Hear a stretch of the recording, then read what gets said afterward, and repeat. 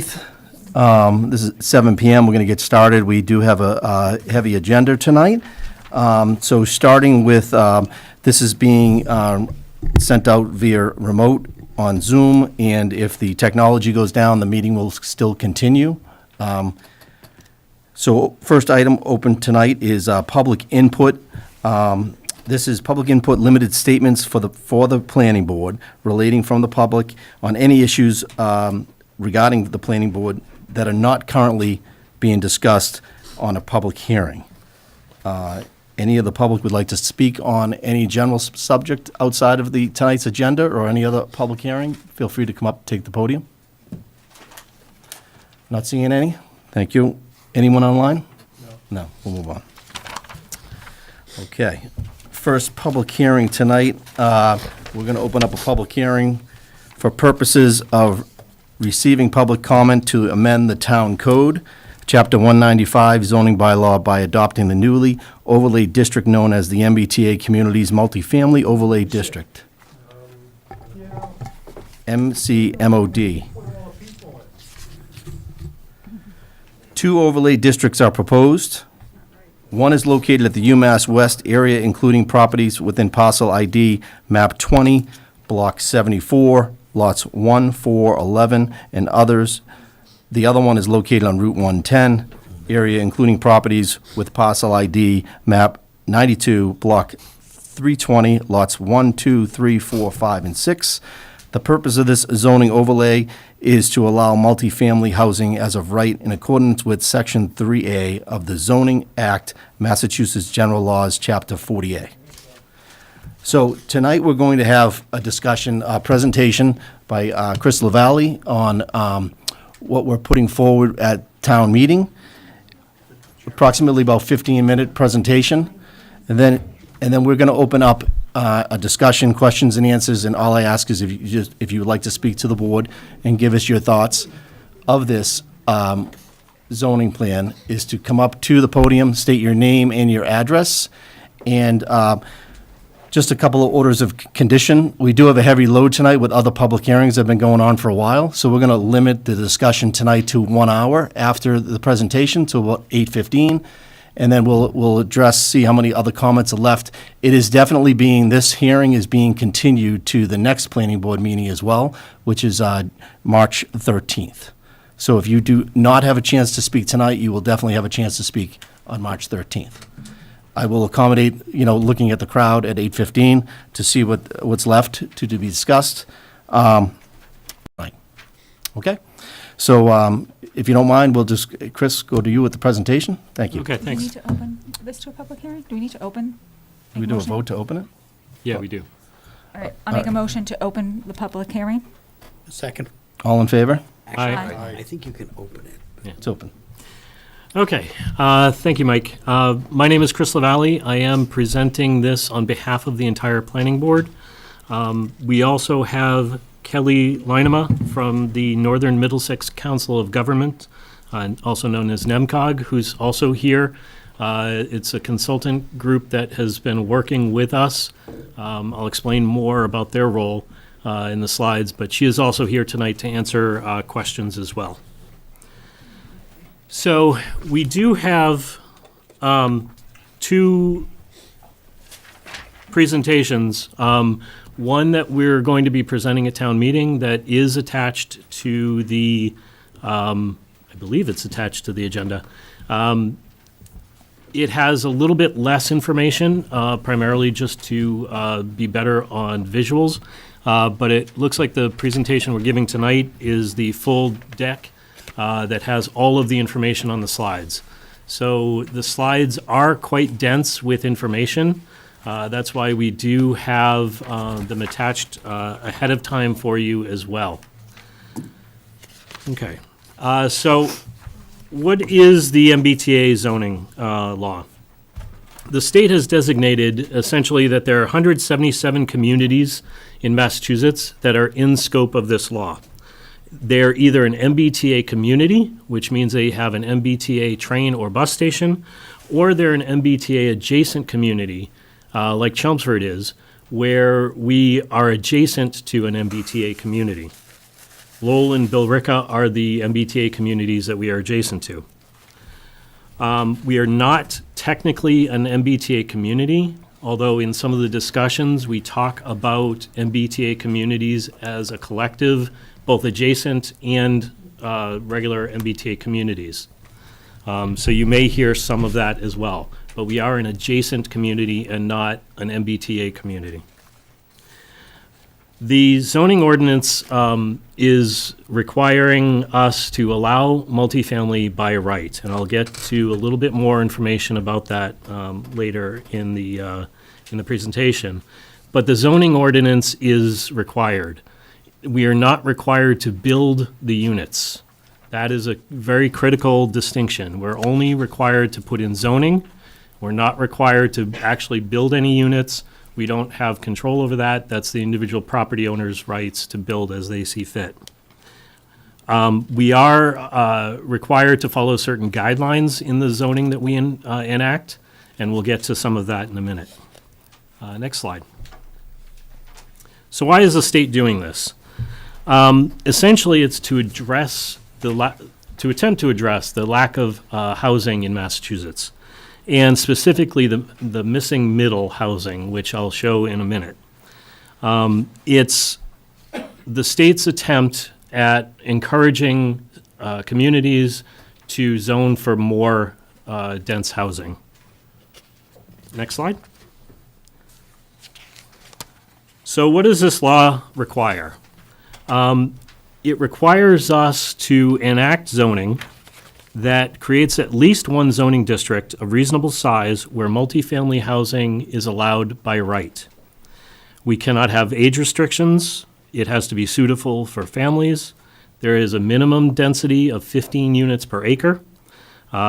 We have to have at least 50 acres in this zone, and it has to accommodate 1,477 units, which is 10% of Chelmsford's current housing stock. Some other critical components of it, but the key thing to note that it's not asking us to build 1,477 units. It's asking that whatever zone we define, along with the zoning ordinance, allows to have that number of units be built on it. It does not require us to build the actual units. It's not asking us to turn over land to the state. It's not asking us to identify land for eminent domain. It's similar to other state laws that guide our local zoning, like affordable housing, 40A. It requires uniform zoning districts, including the requirement that each zoning district must have an allowed use by right. That's a current law in Massachusetts that's required of communities, and we have that already. So while multifamily units are permitted by right without special permits in these zones, any projects that do end up coming before the boards will still be subject to other regulations that are in place, like Title V, stormwater, sewer, aquifer protection, Conservation Commission review if it's near wetlands in their purview. So it's not that builders can, or developers can build anything they want. They still have to conform to some of our regulations. Next slide. So this is the missing middle housing that the state is looking at, targeting.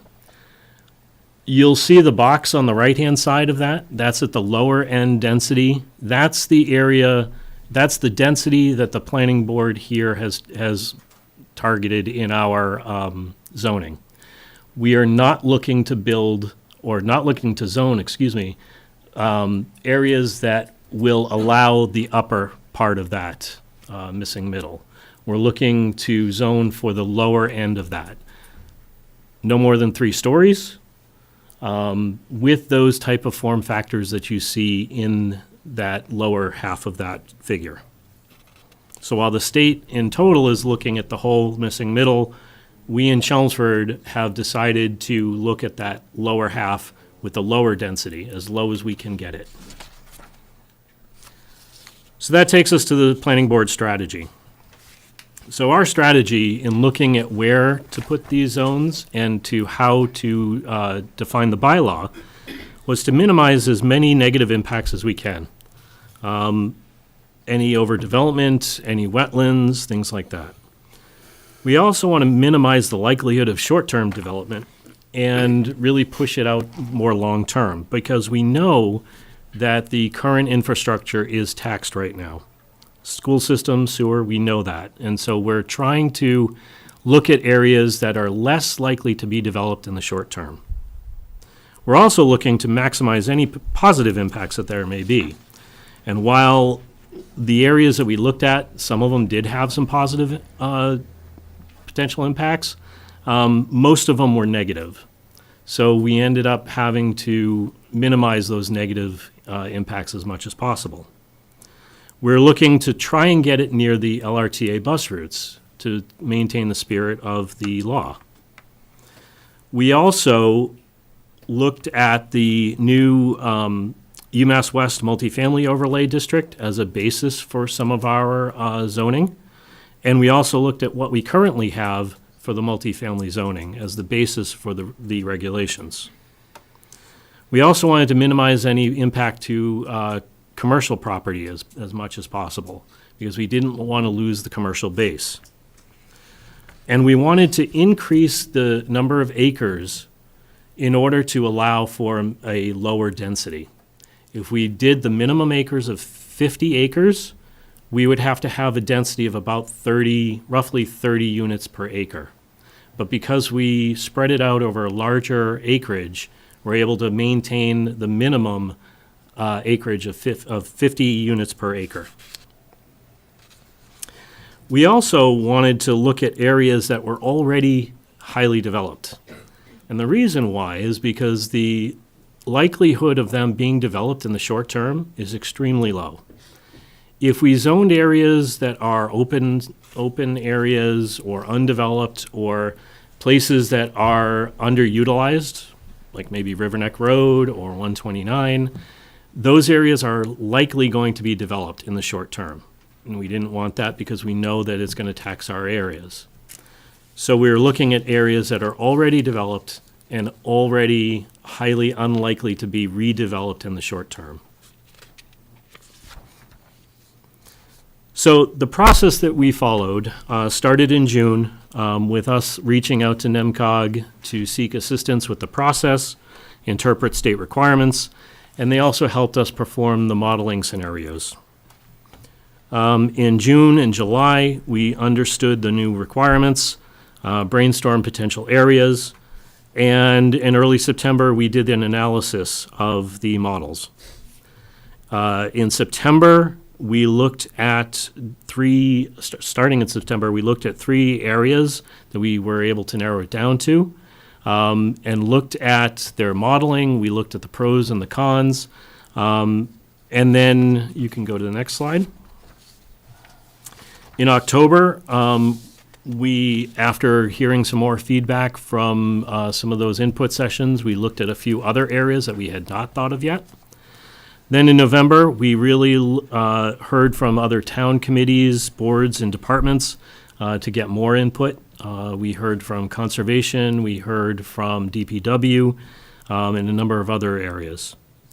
We brainstormed different zoning regulations to put in place, and we decided to base our new zoning regulations on the current multifamily zoning bylaws, as well as the UMass West multifamily overlay district. When that district was being proposed to town meeting, it was initially modeled after some of the initial drafts of the state regulations and the MBTA's zoning regulations that we had been hearing about. So it was already mostly modeled after that. In November, we drafted and revised the zoning for the proposal, and now we continue through the outreach process. So the next 2 slides provide a little bit, I'm not going to read through these, but these provide a little bit of additional information as to which areas we looked at, and potentially some information as to why we may not have selected them. Chris, can you do me a favor, just run down the list? Because there's people outside the door that can't see the Oh, sure. screen. So the first one is the north part of Tingsboro Road, contains 3 parcels of multifamily developments between Tingsboro Road and Mission Road. Final Square, 4 parcels, multifamily developments, and also commercial use. UMass West area, we looked at UPS parcels at Brick Kiln Road. Turnpike and Billerica area, 2 parcels there containing multifamily. The 110 retail area, 11 parcels there, containing 3 large retail shopping centers. The 110 West multifamily area, 10 parcels. Meeting House Road, 4 parcels with office developments. Radisson Properties, the 2 parcels containing hotels. We considered that with and without portions of the Meeting House Road parcels. And then we also looked at Davis Company parcels on Riverneck Road. Ultimately, we selected UMass West and 110 West multifamily to move forward with. And you'll see the zones here in the diagrams. We have the UMass West area as well as the multifamily developments in that area. And just as a point of clarification, UMass West has already been approved by town meeting 2-3 years ago. Mhm. So that's already under contract. It was already set to be developed anyways. So it's already a high-density development. So that's why we're zoning that as part of it. So the next slide shows a table that has a lot of the data for this area. It shows the acreage, the gross density target that we're looking for at 15. And then based on the modeling, it has the unit capacity of 1,043. If you also look at the current units, part of why we decided to look at this is to give you some idea of if this were ever to be developed through the MBTA overlay. It would not mean 1,000 new units to the town. It would actually mean only 500 new units to the town, because we already have about 500 there as well. So again, it's zoning. We're not looking at building, it's just the modeling numbers. So the next district is the 110 West. So this is including the Ledgeview condominiums, the Fox Hunt condominiums, Woodcrest, 6 of the 8 buildings, and then the Enterprise Bank. And that, again, the density that we're targeting is at the low end of 15 units per acre. And again, the unit capacity of that total land area is 477 units. There are 211 units there. So if this were ever to be redeveloped, it would mean an increase of 266 units to the town.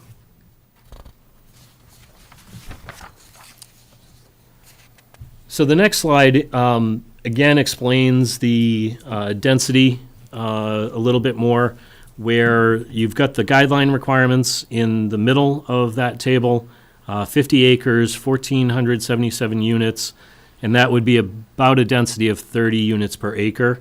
We didn't want to have that impact to the town, so we decided to go with 100 acres that allowed us to go to the minimum density of 15 units per acre.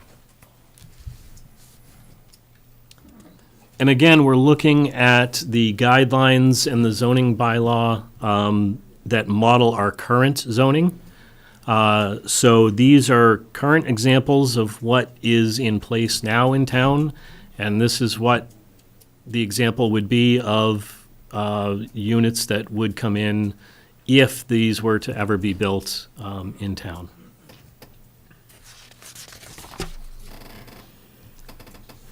So highlights on the law, maximum density for our area and bylaw is 15 units per acre. It limits the buildings to 3 stories, permits up to 24 units in a single building, not more than 6 dwelling units from a single entrance, limiting building length not more than 200 feet. Again, these are all the current bylaws that are in place now for multifamily.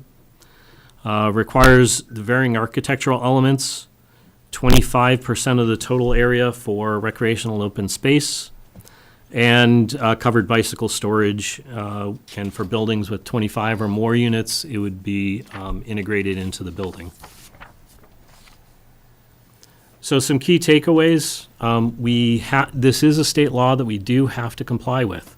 Like any state law, if we do not comply, there will be consequences for the town.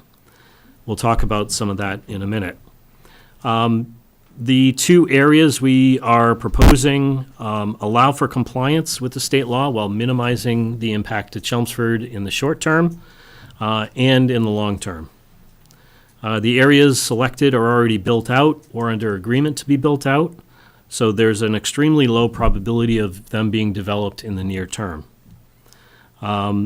If development does ever occur in the future, the impact to the town would only be 787 new units because we currently support about that number already. So the total number of new units that we would have to increase services for would be about 800. Again, the MBTA zoning is based on current multifamily and the UMass West Overlay District. We currently are including a 10% affordable housing requirement. We are hoping to get that up to 15% soon.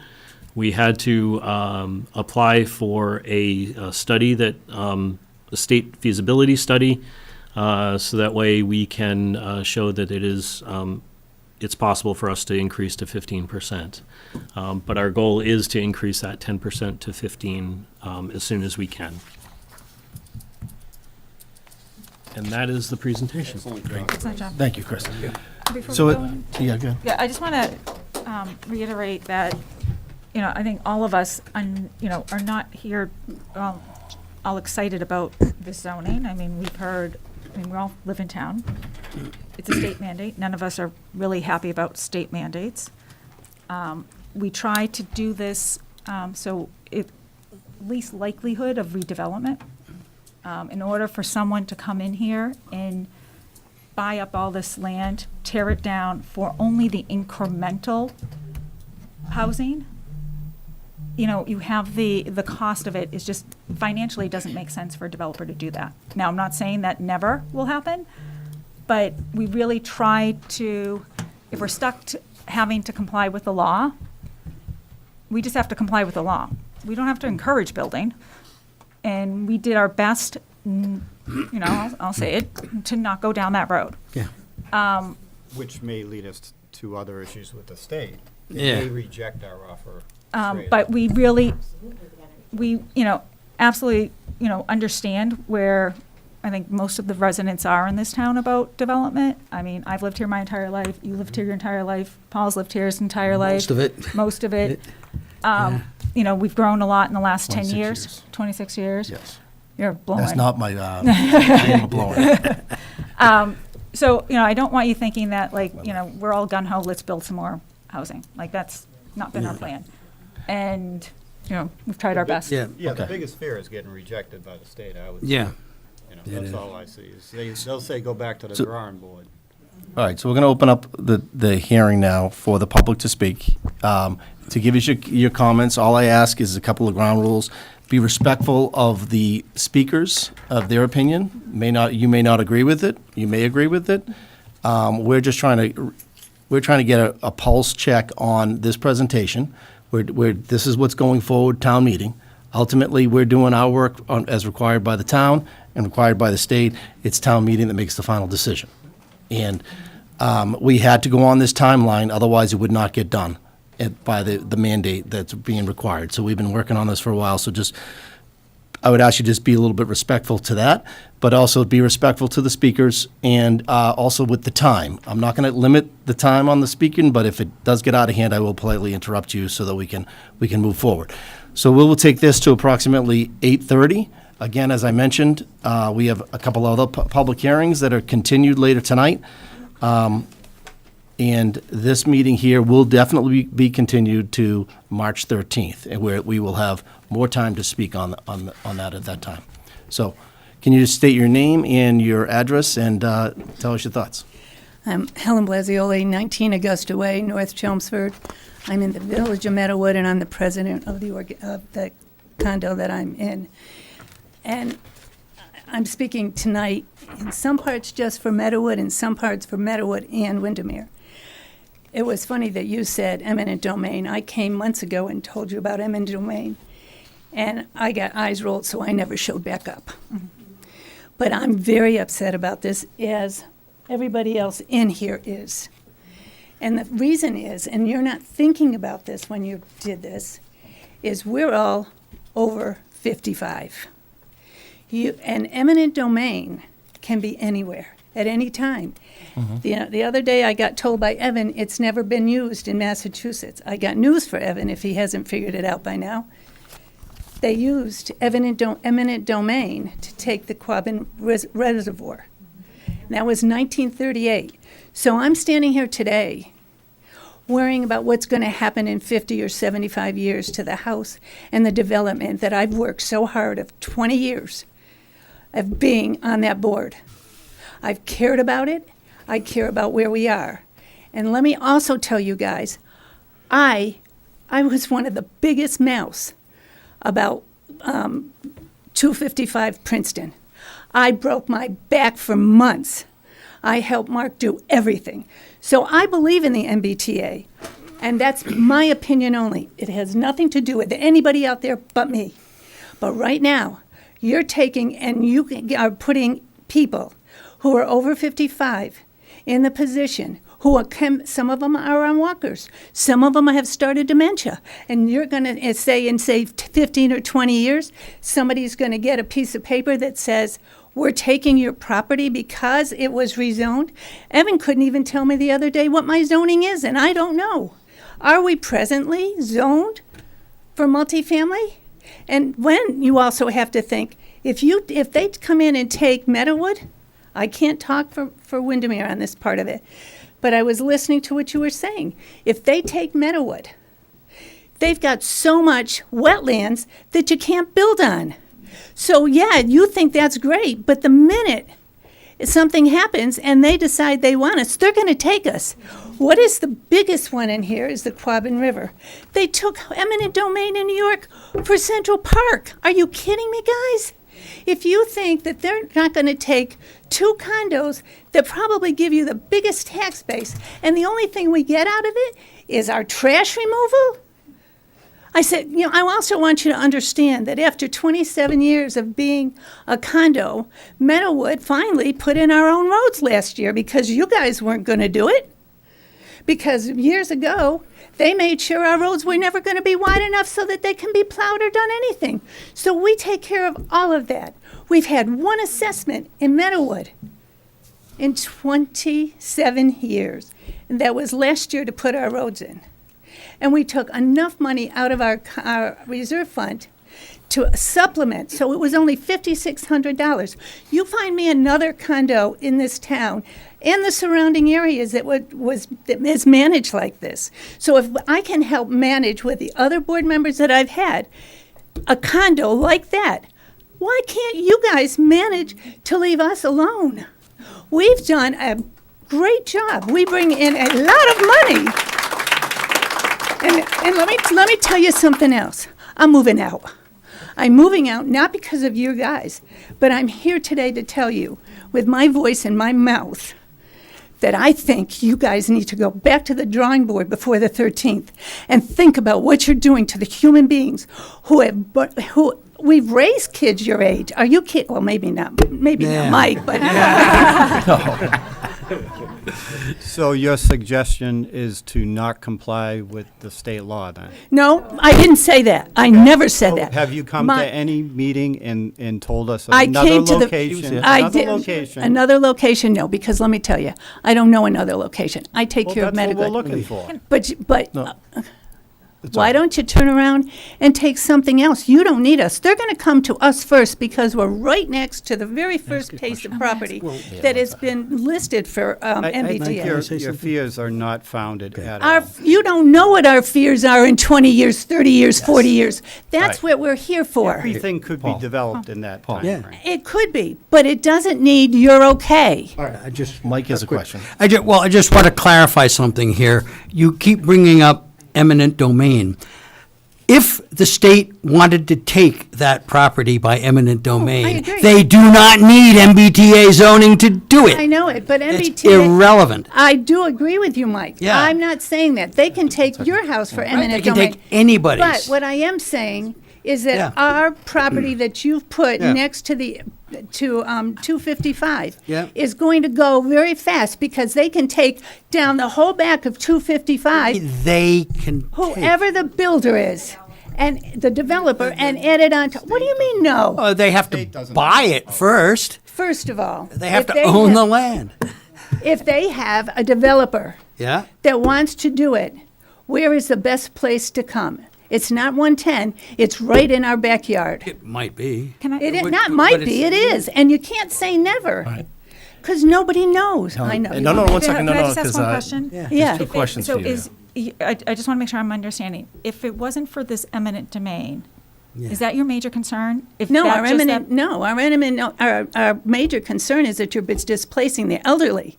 You're displacing and taking two condos that give you, the town of Chelmsford, a lot, we don't give We're you not- money? we're Are not- you What kidding? We're not taking anything. Anything. Oh, We're talking about You- underlying zoning. Are they gonna tear your house down to build up a couple more units? Oh, they very well could.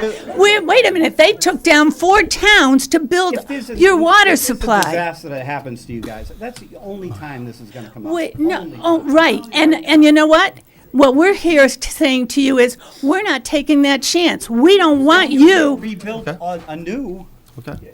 Okay. you can't, these people, listen, no, you don't I understand. see in my brain that can happen to Then get your into my blood. brain and you'll understand what I'm talking about. right. About the, is, All right, so so, Helen, she has a question. I just want for to you. try and understand your, I know. I'm just trying to I'm sorry. understand your, It's your okay. concern. I'm hearing that you're afraid that this is, your house is going to be taken, these people who, you know, it's 50 and over, it's going to go away. Are you afraid if the vehicle of them taking it is through eminent domain? Or are you afraid No, that a I'm developer afraid- coming in? No, no, you're missing our point of Okay, most that's all what, of us. that's why I'm That's what I wanna asking. clarify. That's what I want to Okay, clarify. Then let me, I might not have the right terminology. It's okay. In your thing, yeah, that's us. See how the orange line is around there? Yep.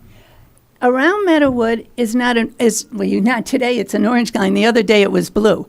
So what it's saying to anybody that wants to develop is that that can be part of that. That is not what we want. We want you to take that off. If they come in and do it in 10 or 20 or 50 years, that's a different story. But you guys are helping them do that by attaching us to the 255. I'll also tell you, 255, and you should know this from when we did this, 255 has given us easements, so there is property that we're using that is not ours. So when they take that, those houses or if they build on just that part of it, are going to be built right in our faces. That's fine, but get us and Windermere off of there. And if you can't find another place in this town, don't use us as guinea pigs. But, okay, so. Thank you. Like, you don't understand, right? Like, they have to buy, you guys all have, so a developer has to come in, and all the condo, the entire association has to agree to sell. You want, no, then you have not read eminent domain. So you're It's concerned the about eminent- fifth- so you're it's the concerned- I just want- fifth, it's on the Fifth Amendment of the Constitution. So you're afraid of, the, never will. the mechanism is not through a developer coming in and purchasing it. You're afraid through the eminent domain vehicle, they will No, come in. no. No, what we're afraid of is Excuse me, everybody. Okay. Good. Helen, go ahead, yeah. There's a microphone right over there, too. Yeah. Do you see this? Yep. Yes. Do you see this? Yep. That's what we're afraid of. We're not afraid of anything but the fact that you're rezoning us, because I don't know what the zoning is that we're in now, but you're rezoning us. And when you do that rezoning, that's where they're gonna look first. Can you explain who "they" is? Thank you. Is it the Anybody. state? It doesn't matter who it is. If you're sending it to this, you can laugh at this, Mike, but it's not funny to us. It's not funny to anybody sitting in this room right now. things that just aren't gonna happen. No, no, no. You don't No, know that. well, Paul, We're trying to understand thank you. what the concern is. Okay, then why don't I let other people No, talk? the way I look at it, Yeah. someone would have to come in and buy everyone out. Then you don't understand what they can do. They can send a piece of paper to everybody and say, we're taking it. They can do that. State. Can No, buy it they from cannot. you. They A most developer would have to certain- purchase the property. Hold on, buy and it. And it's, develop there it, is put four in reasons that they infrastructure can for take how many it. more units? There is 4 reasons that they can take under eminent domain, which is the It Fifth has Amendment. never happened. Who takes In it? most, I just told you how you're That not was for a listening. public works project. And what do Do you you think- what understand do you the think difference public between housing is? housing What and is, what public do you works? think state housing is? Come on. No question. okay, What do you think it is? Thank you, Helen. thank you, okay. Thank you. I'm sorry. That's No, okay. No, no, you were no, great. I Thank you. Brought up a appreciate good it. point. I have trying- one thing left to say. Yes. Evan can verify I'm a lot calmer today than I was on Monday morning to him. All right. Thank you. Thank you.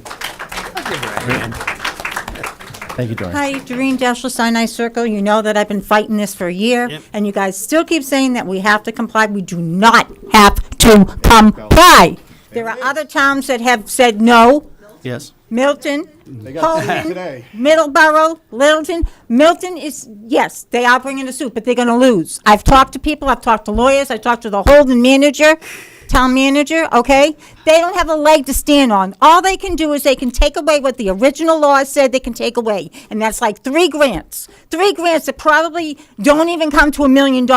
If you put this through and they build, okay, now you're saying 1,477 units. 1,477 units, that's gonna cost us $73,850,000 a year just to educate those children.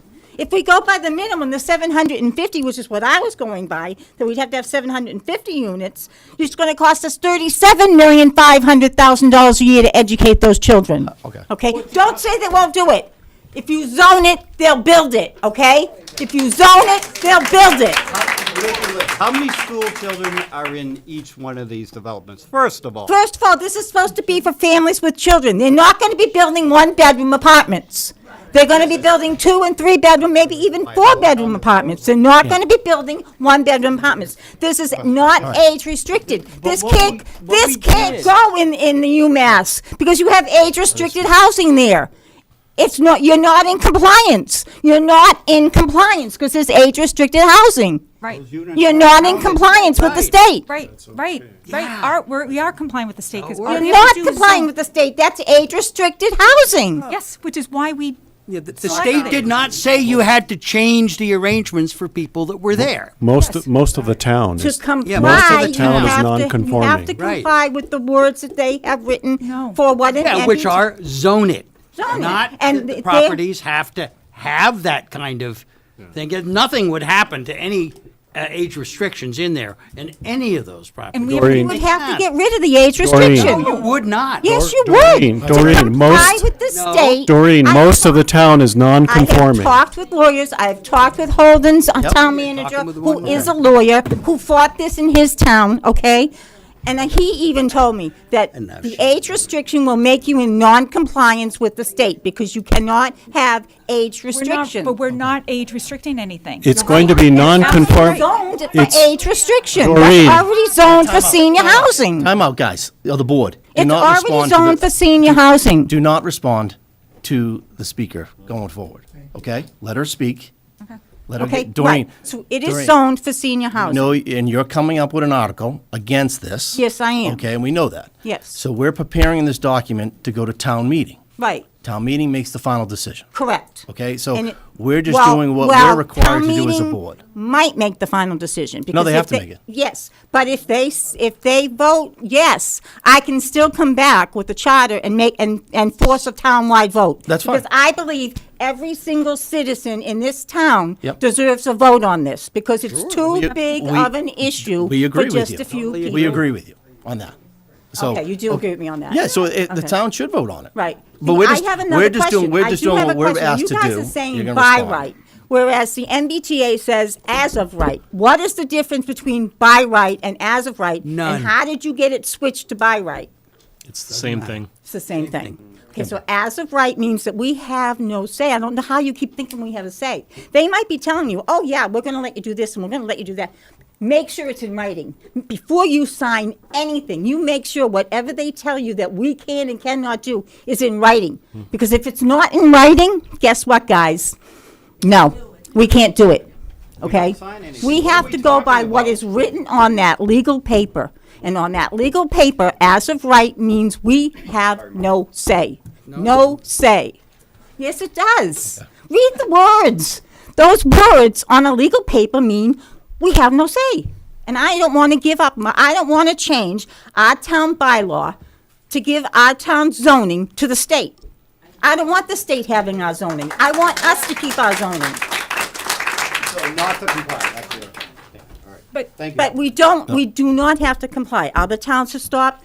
I am working with the Massachusetts Republican Party. We are getting together as many towns as we can to fight this. We are going to be putting on a statewide ballot, which probably won't come out until 25 or 26, but we're going to be putting this on a statewide ballot. We are fighting the state on this because they're doing the people wrong.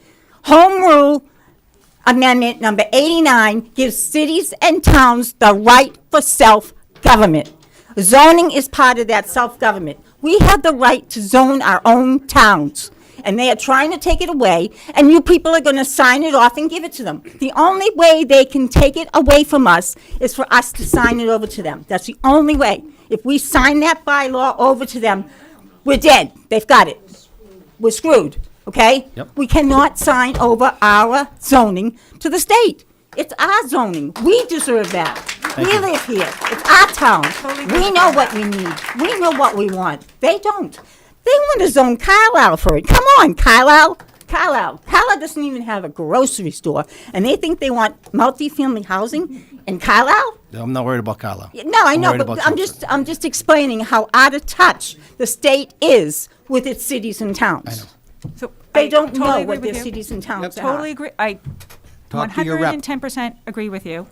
I suggest you look at what's going in front of the state now, because if you think MBTA is bad, they're doing something even worse on Right, well, like I So, said, game is please on, you're right, game is talk to on, your and state like, we are fighting it. representatives. I'm just letting you know that I'm gonna continue to fight it. And thank you. I'm gonna Thank you. continue to I say appreciate no. I'm gonna continue to fight with the Massachusetts Republican Party to fight this, to get it put on the ballot. We're gonna have, I'm gonna have a protest at the State House. I'm gonna do everything I can to stop the state, because they are now acting like King George. We fought this back in 1776. We kicked it out then. We need to kick it out now. Thank you. Thank you.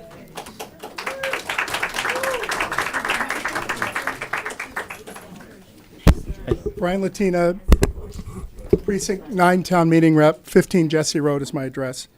I heard a new number tonight, 780 additional units in Chelmsford. What does that cost? I'm assuming the planning board is planning for, I mean, you didn't do a very good job planning for a meeting, but things happen, I get it. What does it cost to add 780 new units in town?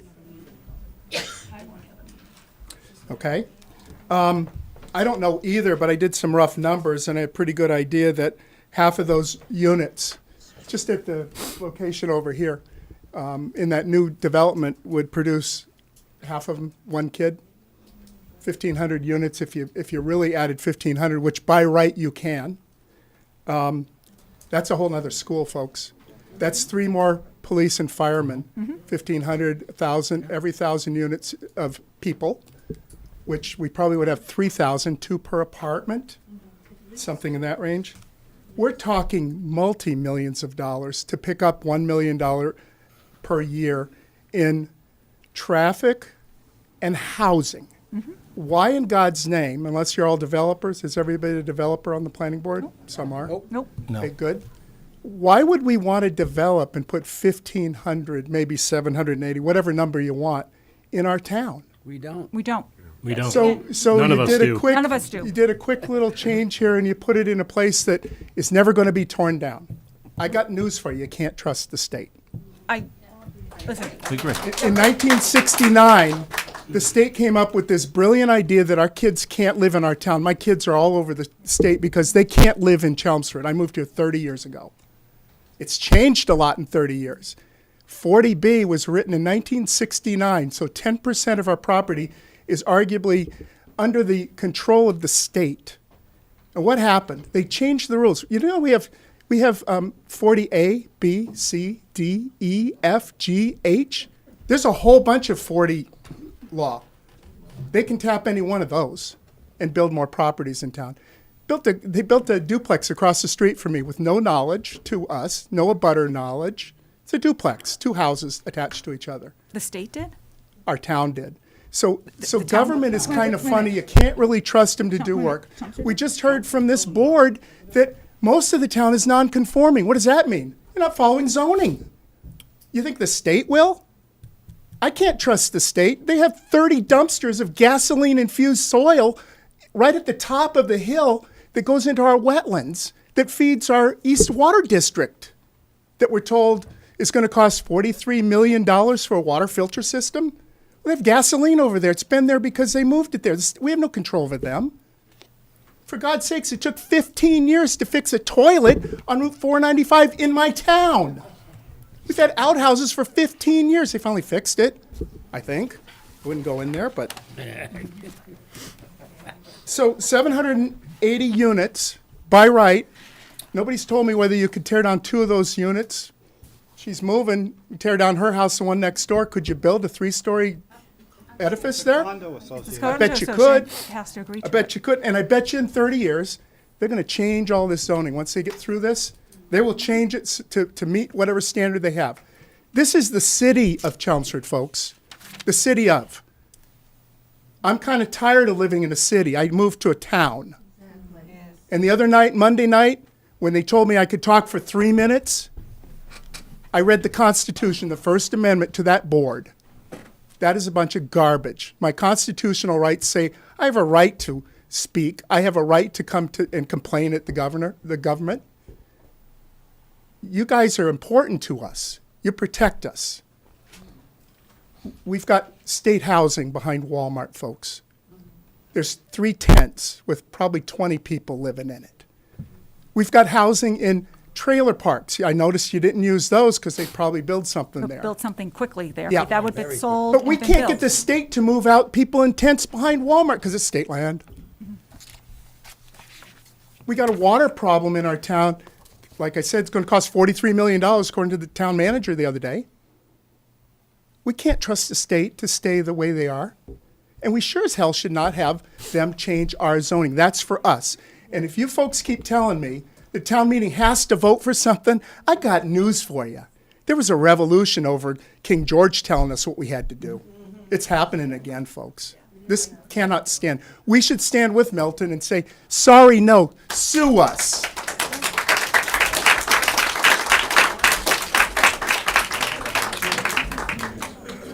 Hi, I'm Doug Chandler, 47 Augusta Way, Meadowwood. And much as I agree with a lot of what the previous speakers have said, I just like to ask a simple mathematical and legal question, and that is, what is the penalty for not following this MBTA thing? So one of you must be town attorney, and somebody must know. No, the I'm answer. Town glad- attorney's not here tonight with us. Well, anyway. No, but we'll give you the answer. We can give you the, we actually Okay, have yeah. someone here from NEMCOG who was on a call today. Kelly, don't and mind standing do you up. mind standing up and coming in and just kind of talking through what they? Do you want the Might microphone? come to the microphone. Sorry, I don't mean to. No, that's okay. Hi, everyone. My name is Kelly Linema. I'm the Deputy Director at the Northern Middlesex Council of Governments. We're a regional planning agency, so we work with Lowell and the 8 surrounding communities. And we've been working with a lot of our communities to help plan to comply with this law, with the understanding that it comes to town meeting, right? One of the other things among that work, we've been trying to help interpret the law and interpret the requirements and what it actually means. I did sit on a call today with the Attorney General's office to try to understand what the lawsuit against Milton means and how that would play out in a lot of our other communities, because we are trying to help, at the request of our communities, we're trying to help them create this compliant zoning. So I did just want to clarify, we read the lawsuit, we sat in on the meeting, and basically what the Attorney General is asked, and please keep in mind, I'm not the Attorney General, I'm just here trying to convey what was said by that office. So, first of all, I do want to commend the planning board and the town staff for going through a lengthy process to hear from the community about what the appropriate districts might be. This has been a very long process. I will say that the Attorney General's office, in their lawsuit, they have requested that the state Supreme Court, first of all, rule that Section 3A is required for compliance because it is state law. So that will be the first thing they are asking the court to find. If the court grants that, which it is likely to do, they are saying that Milton then would have 3 months to comply or to create a zoning district or multiple districts that comply with the MBTA community zoning requirement. If, after those 3 months, Milton is proven to be unable or unwilling to comply, the state is going to impose, or is requested to impose, what's kind of referred to as a builder's remedy. And so that means that at that point, it would be seen that the town is unable to advance zoning that complies with state law, and therefore would be basically suspended from its ability to enforce its zoning. So that would mean that the town no longer has the ability to enforce zoning anywhere in town. Now, this is not what the state or what the Attorney General's office wants to do, but this is what they're saying that they will do if the town does not comply, because at that point, it will have been proven by the state Supreme Court that it is a state law. And communities, even though they have local control of their zoning, it does not supersede state law. They are required to comply with state law.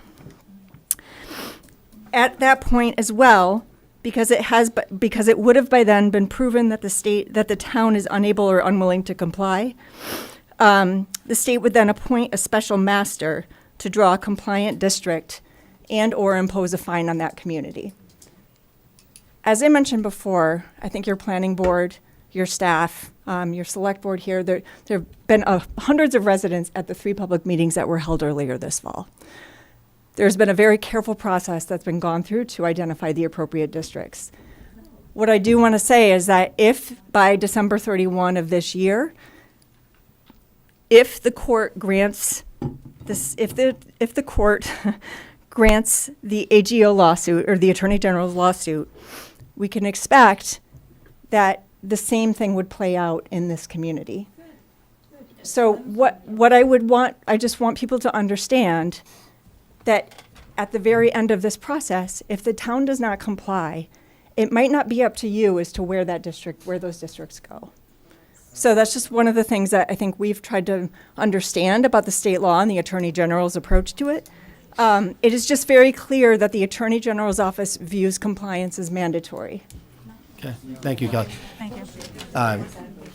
We just have one, Chris has one question. Well, thanks. Is it for Kelly or no? No, it's not a question. It's just a. Thank you, Kelly. It's essentially a request for the public. Because there are 2 different topics that we're discussing together. There's whether to comply or not, and then whether are these the right areas to choose if we do comply. My request to all of you is be very specific about which one you're talking about, because if we end up voting as a town and we're not in compliance, we may have to go back to the drawing board, and it would be very helpful that if we are forced to comply down the road, that we know we've selected the right areas or the best areas that we could select. So at least it would help me and probably the rest of the members of the board if the 2 topics could be separate in your questions, answers, and discussion.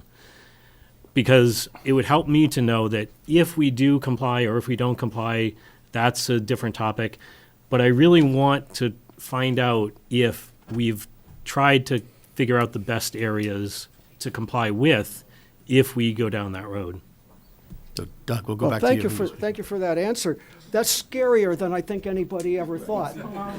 I'd like to recount back in 1984, when the question was sewers in town. The state mandated that we spend millions and millions of dollars and put in sewers. A good idea, but I mean, of course, you're asking people to spend millions and millions of dollars for sewers. And I remember they were going to impose a fine of $10,000 a day on any town that didn't start their sewers. Brad Emerson got up at the town hall and said, basically, the way I see it, we can spend millions of dollars on sewers, or we can spend $3.5 million a year and not have sewers. So in those days, you had a reasonable choice. You had the money to comply with the law, or you knew how much it would cost you not to comply with the law. But this is worse than I think we ever could have believed. My second question was, what grounds or what criterion does the state have for accepting or not accepting your work after you get done, write it all up, and get it approved by town meeting? Nobody knows. Anything? Well, Well, no, we've been Jen, through. yeah, please- Kelly, come on up. sorry, Kelly. We do know. So the Executive Office of Housing and Livable Communities has offered every community that is working on this zoning the ability to have a 90-day review of their zone. So they've given them the opportunity to submit the draft zoning before it gets to town meeting, so that they can review it and get back to the town to say, all right, this complies, this doesn't comply. Evan has already submitted this for Chelmsford for the draft zoning that's intended to go to town meeting now. If that zoning was not determined, if town meeting voted against that, you would have to come up with an alternative proposal, because you can't repeat the same motion at town meeting the second time. So then we would also go through that same process where we would submit the zoning in advance to the Department of Housing and Livable Communities in order to get their review and basically approval that it complies. Because the other thing that you don't want to have happen is you don't want to have town meeting approve something that then allows housing by right, but it doesn't comply with the zoning. So I think the idea is that we want to make sure that whatever goes before town meeting is compliant with Section 3A. Thank you, Kelly. Okay, Any other my questions? last comment. Yes. Along the same lines, this is part one of your, or choice one of your two choices. Talking about eminent domain, Helen was a little loose with the pronouns sometimes, and you didn't quite know. They, meaning government, state, or town, deciding that something was important enough to take property. Okay, it's one thing if you're going to build a new town hall and you take property. It's another thing if you take property for a private developer to do something. I was living in Connecticut when New Haven, this was in the 50s, when New Haven decided to redevelop. So they had eminent domain, they took the entire center of town, tore it down, and private developers made a fortune rebuilding concrete things in the center of town when it used to be interesting. So this is a more recent example from the Quabbin Reservoir of eminent domain being taken not to build a public building, but to allow private developers, who of course were probably not enemies of the local government at the time, to make money off of a redevelopment scheme. So anyway, I think I'm finally done. You've given me plenty of time to ask questions, and I appreciate NMCOG coming here today with actually knowing all these answers. I don't like the answers, but I'm glad you knew. Yeah. Thank you. It hasn't gone to court yet, so it's not definite. Okay. Anyone else like to speak? Come on up. Just state your name and address, please. Richard McEachran, 23 Augusta Way, Meadowwood. Thank you. I'm looking at that map up there, and I understand the 255 Princeton UMass West property was zoned previously to be under the MBTA zoning, I understand. Now, Windmere and Meadowwood, are we in that already, or is that on the No. table? No. This is what's being proposed Okay, now so- for that And reason, we to have zone to, that. we have to, correct me if I'm wrong, we have to include, we can't just use, unfortunately, because we did go down this path, can we just put what was already approved by town? Unfortunately, per the regs, we have to have multiple parcels. So that's why we chose the condominium, because again, the condominium association would have to agree to sell. And you have a lot of people, well, not with, okay, let's not talk about eminent domain. Let's talk about because let me tell you, in the state, before they came up to Chelmsford, there's a hell of a lot of towns, Lincoln, Lexington, Concord, who have a hell of a lot more space. And it costs the state a lot less to buy than to try to buy out everybody here. So Okay, hold on. okay, but Anyway, right, my point is, there's a lot more open space elsewhere in the state before they come and grab Chelmsford. But, so we had to do this, so the developer would have to buy out everybody, that would usually be at a premium, so the incentive, we hoped, would be, the answer to my Not. question was a short yes or no.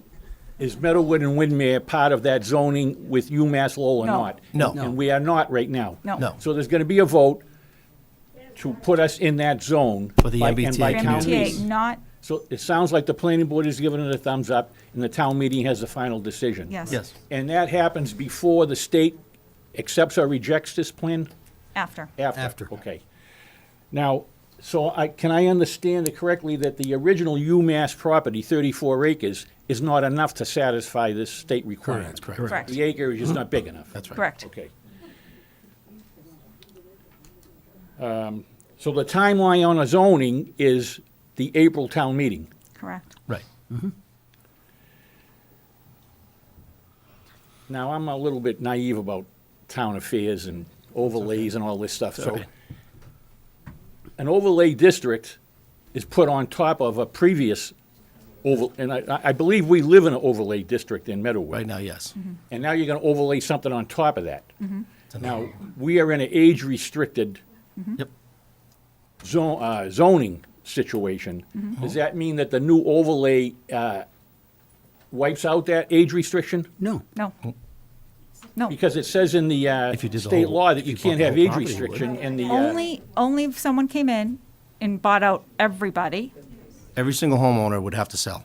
everybody would have to So sell. if we get rezoned in the MBTA zoning district, which says there's no age restrictions allowed, That's right. the overlay doesn't take out the No, No, you- the you underline keep your always stays. restrictions. Yeah, the underline Right. always stays. Even in our normal zoning, underline stays when we have an overlay. It's up to the developer to decide what they want. Even if someone did buy it out, it's still up to the developer to decide whether he wants to develop it as an MBTA or as the underline zoning. They still have that choice. Okay. Now, how does all of this, it sounds like the possibility of expansion of units, okay? right. How does that fit into the town sewer limit? Doesn't, Doesn't. doesn't. We would still have to go Doesn't. through all the same process. I mean, right now, you can't build. Can't more build. And it units. would Can't have build. to be some kind They'd of have to go to sewer. They would have to pay for Sewer septic. treatment or Which septic. costs UMass more has their money. own treatment plant. Yep, Right. yep. Let's see. I guess the last comment is, I guess I live in a little bit of a cocoon or something, because I've heard the comment made, and I read in some of the material, I read your FAQ sheet that you put out on your website Okay, yep. regarding this.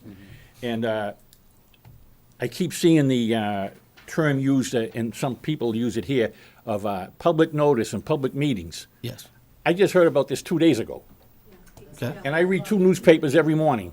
So I don't know how all this happened, and I was completely in the dark about it. So they give a 2-week notice for this meeting gets publicized. So that was on the schedule, on My the question papers. is, we had an outreach to that neighborhood. We did. right? We did. You I should never have heard done- of you should have anything done about it. something. Aren't there some, when a rezoning activity is Yeah. going on Yeah. like this, Yeah. So- aren't the so-called abutters, Yeah. Yeah. Yep. Yeah, so I we, was so shocked we to had, see this many people we, here tonight. we I had really a, was. sir, Richard, right? Yeah. We had, every single zone that we looked at, even the ones we didn't choose, we had a public meeting for that neighborhood. And everyone was notified in the neighborhood. In the zone, we notified. by We're by supposed what to. means? How'd Anybody they else get, get the how'd they get notified, by mail? Letter in the mail. I never got anything. You were here, Helen. You didn't get a letter? Okay, And you're the president of the association. okay. All right, Richard, you still got the floor. Okay. That's it, I'm done. Thank you. I've been on it for 3 years. Next. Excuse me. There's another speaker at the podium, please. Hi, Hi. I'm Stephanie Maltese. I live at Woodcrest. And I just received a letter in the mail the other day pertaining to this meeting. And I'm like, say what? What is this all about? Okay, so I'm really new, and I have questions to ask. My first question is, there are 8 buildings at Woodcrest. Yes. Are 6 of those to come down? Is that what you're saying? Nope. Did I misunderstand you? So the zoning only impacts 6 of those 8 buildings. Right. The I live in zoning. one of those buildings. And the reason why is because that complex is spread over 3 parcels, I believe. And so the zoning is based on parcels. I got it. I follow you. But my question is, okay, if I may. Yes. If I may. Okay. This is Woodcrest, right? Yeah, Hunt Road.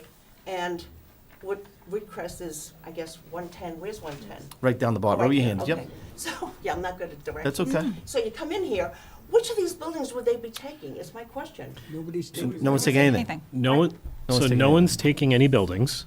Well, The- you have to the raise over- them, don't No. you have to raise them? in No. order to build So- them? So, can you go, now we can go back to the podium so the public can hear you too when you ask the question. So, the way it was looked at is there are a number of units that are here, separate owners. Yes. So we looked at, in order for them, if a developer wanted to come in and meet this requirement of the MBTA communities, they would have to buy out every single owner in these buildings and before they go for all one development. So everybody, including yourself, would have to agree to sell, Okay. and you're leaving. If we and choose not to sell, it couldn't be built. and then could they take it by eminent domain? There's no eminent domain. This They is the could first not we're do hearing that. of eminent domain tonight. There's no way they can come in and So- just say, so- for the betterment of the public. Well, let me make a comment on that. Thank you.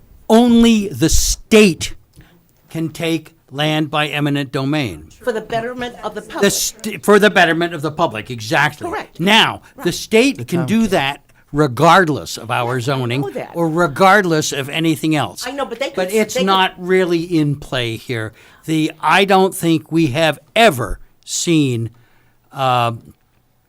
in Massachusetts, and I may be wrong, and I'll check with town council, but I'm pretty sure we have never seen property taken by the state for private enterprise. Not yet. There was a case in the New London case that went at that, and that was pretty roundly criticized. In Connecticut. And they did not, in the end, they didn't fare all that well on the eminent domain claim at all. So I think put the worry about eminent domain out of your mind. There are other issues here that are much more likely.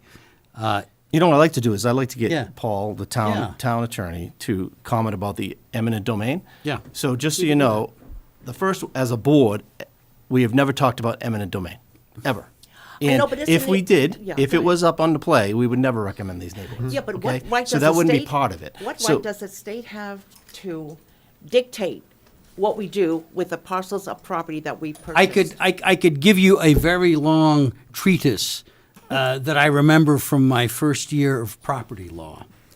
But it would take the rest of the night, and I think we'd like Yeah, to we go don't have that. home. Okay. The fundamentally, the government always has a final right to take by eminent domain. We've limited it very much in America Yes. by saying they have to compensate you properly. Fair market value. Fair market. And you can always argue what that means. That's very, But the minimal. fact of the matter is, there are a lot of places in the world that are a lot worse in this respect than we are. And I would not worry for a minute about the state taking any of this land No, and if they were gonna for housing. So this is an intellectual Pepper- exercise that It's we're an doing? intellectual exercise. It's an yeah. exercise. This It's- is an well, intellectual it's an exercise that- exercise per se? Yes. That you, to appease the state? Yes. Is Exactly. that basically it? That's Yes. that's the way we looked at it. That's Is the that way, how- that's the is way that we how we approach We it. look at it? tried, the state, I mean, again, I'm going to say, none of us are happy about the state telling us how to zone our town, right? I didn't come on the planning board, so I could, start building, that's the last thing I want in this town, is more development and more apartments, and, that's the last reason why, I'm here. That being said, if the state is telling me to do something, I'm going to comply by the law, because I have to. but doesn't mean I can make it easy for people to develop, right? Like, you know, the way I looked at it, it's like, Okay. all right, we can be smart about this. Let's make it as Okay. many barriers to entry as possible. I'm not I'm not saying it's a slam dunk. I don't know what's going to happen in 50 years. I hope that, I know my lesson learned was not paying attention and what stuff is going on at the State House that they're coming up with. Do not go down that road. And- Sorry? And But We're trying to protect the town. We really are. Like, Like UPS, for instance, UPS could pull up there, shut down and leave, just from market conditions, who knows, you know? That's a great area, though. Lots of But you land. could end up with 2,000 housing units. Yeah, that'd be great. Lots of land. but we don't have the infrastructure. They'd be happy. I would be happy. Yes, East no, I Chelm- agree. East Chelmsford would not be happy. We know, we would be happy. So, Well, that's why we didn't second, pick one UPS. speaker, excuse me, one speaker at a You know, time. I mean, And- no, that's excuse usable me. land. That's So, great excuse me. usable land. In a good Vacant, position. Guys, vacant. hey, Stephanie, you got the floor. Anything else you'd like to say? I'm done. Thank you very much. Thank you. Thank you. Helen, coming back up again. First of all, that's the point we're making. I'm not against. Is this a I'm- new, Yes, because under eminent domain, and Mike, find it on your computer. we will look into that with the town attorney, but this is you were the first one Let to me mention just eminent say domain it. tonight to this whole And situation. it's in, I forgot that piece of paper. Can I have that piece of paper so I can read it? Which The one? one I sent you.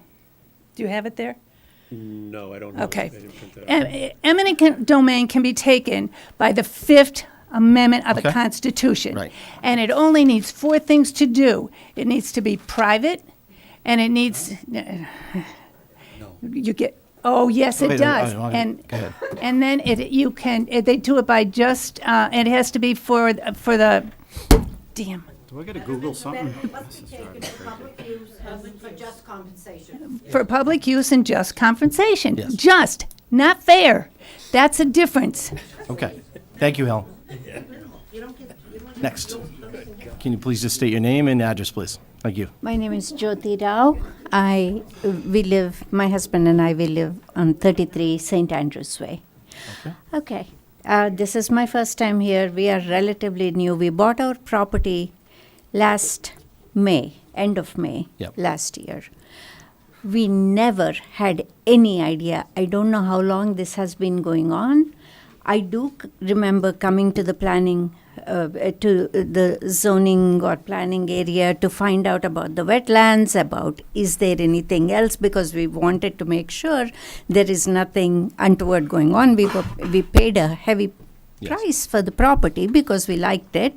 We loved the neighborhood because it was quiet and it was nice, and it was beautifully maintained. So we did, I thought, the due diligence. Nobody told us that this is a possibility, that we will be zoned into this. Now, my question is, how did you all even justify zoning the two senior communities into this? The most vulnerable, at the most vulnerable age, because we are all retired, we are all living the best we know how, in the best community we know. And how did you all, is it because it is easier, because it is next to the, whatever, the UMass property, I'll call it, I don't know all the terminology. Is it because it is just next to it? Oh, be darned, it is senior community, oops, sorry. Is that what it is? Was there some semblance of thought that went into this and said, maybe we are targeting the wrong section? Because it just seems unfair, because not a lot of these people cannot fight back. They just can't. They don't. And why would you zone it and even invite that possibility that it can be rezoned? That is my fundamental question. And that is why really I oppose it. Okay? But the second thing is, when you say you have to, however many units, I'm sorry, That's okay. I lose track of it, you can help me with that. However many units that have to be built per acre, So let's say you are displacing, what happens to the people you displace? The net gain, so you are displacing, let's say, about 400 people or 350 people, I don't know. The total, I don't know. I'm not on the board, so I don't know all the number of people, but I'm just going by some number. You are going to displace 300 senior citizens to put in younger families with children, no aged bar. But what happens to these senior citizens? Did you all think, where will we put them now? In comfortable setting that they are used to.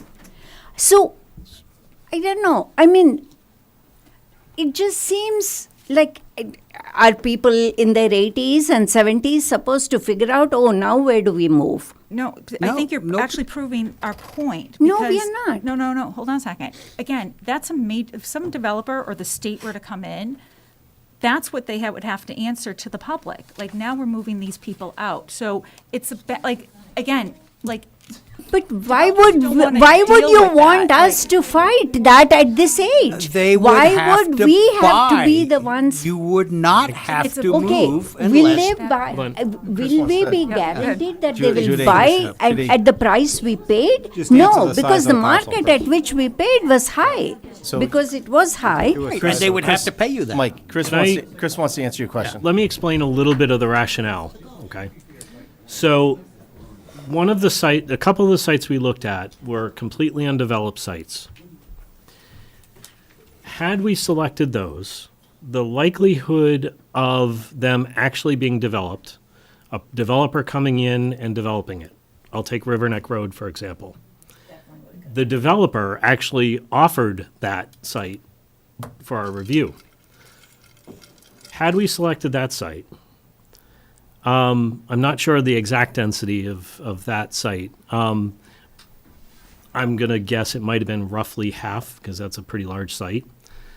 Half of the total density would have gone up fairly immediately. There are no units on that site right now, so no services to the town, no impact to the town.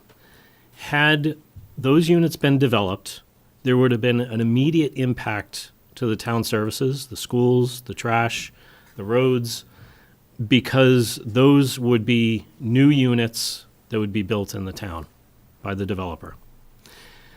So our reasoning was to avoid those areas where we thought it would likely be developed immediately.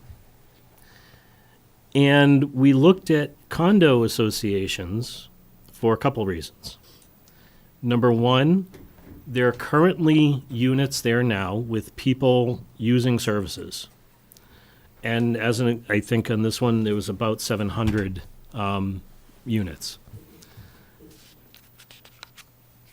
If a developer were to come in, buy everyone out, and redevelop it, the units would go up some number.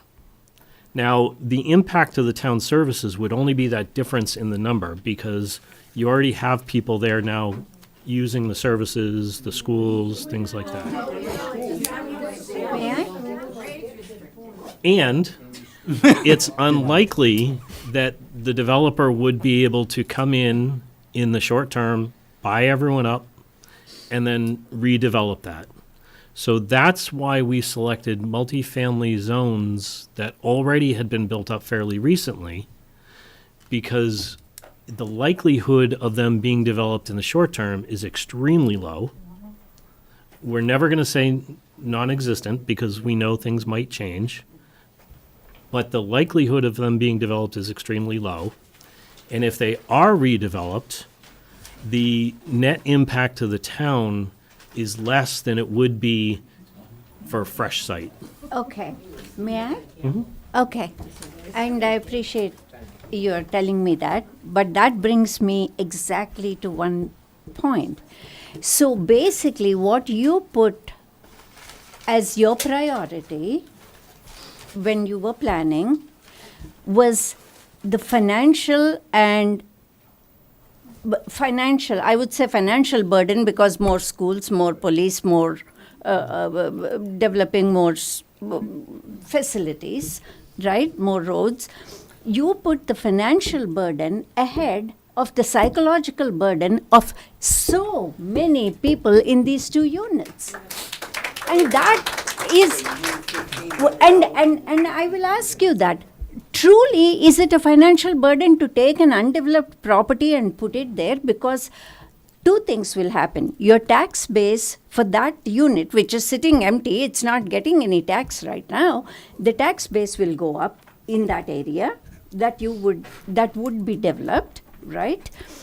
The builders will have to bear certain burden of developing the infrastructure when they buy that undeveloped property, because it's up to you to dictate, saying, okay, you want to develop that undeveloped property, you have to do XYZ. You have to put in the roads, you have to put in, you have to pay the city X amount of millions of dollars to hire more police, more teachers, etc., etc., etc.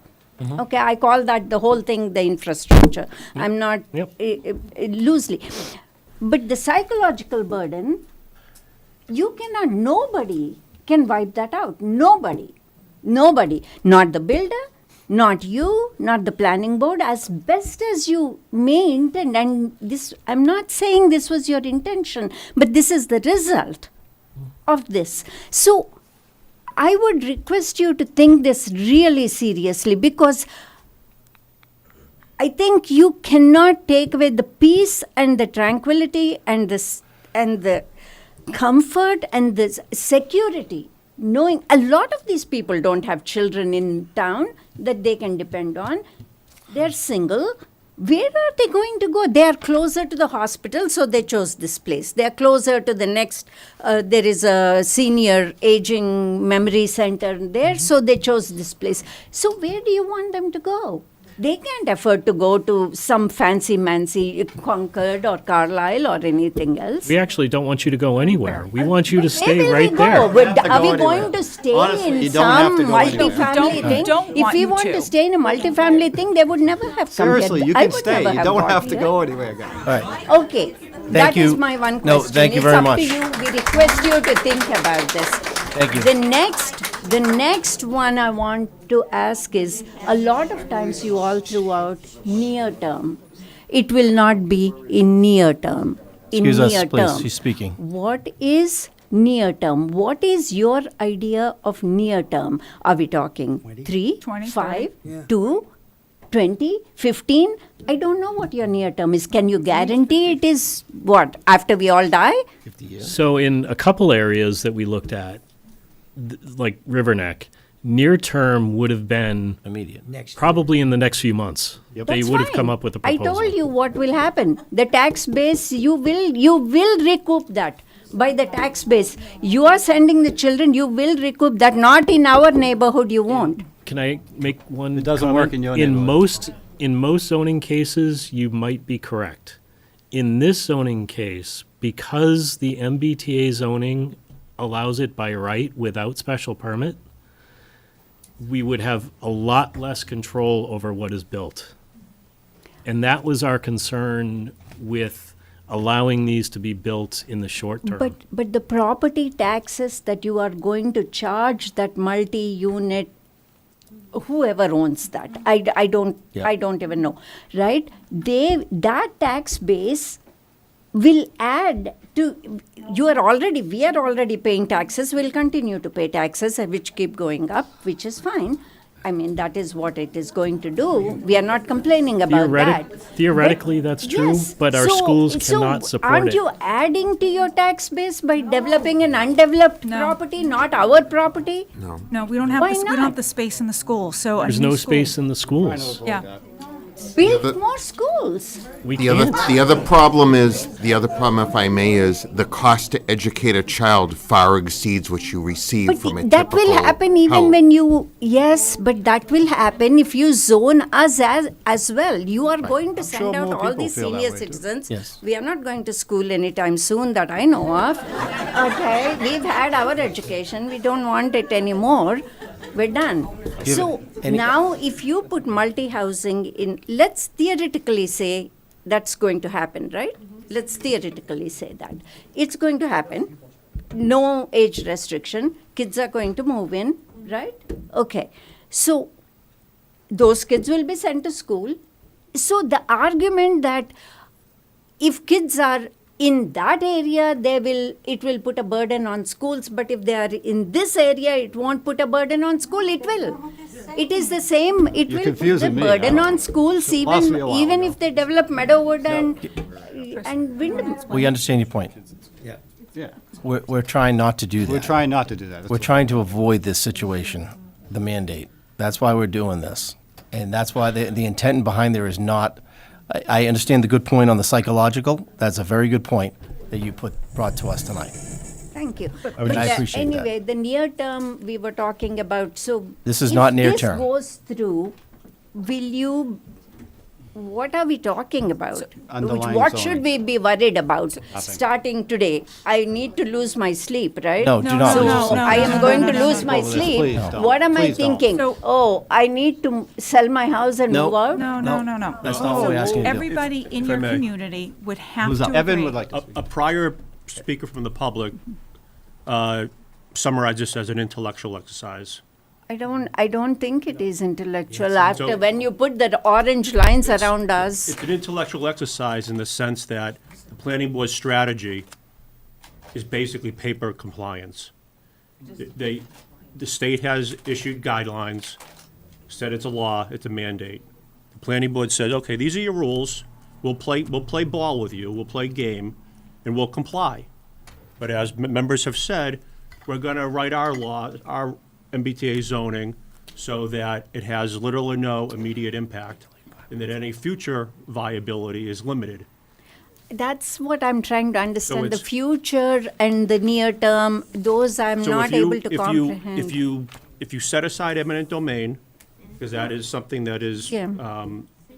really not very applicable in this particular case, the long-term viability it's 100% dependent upon the association.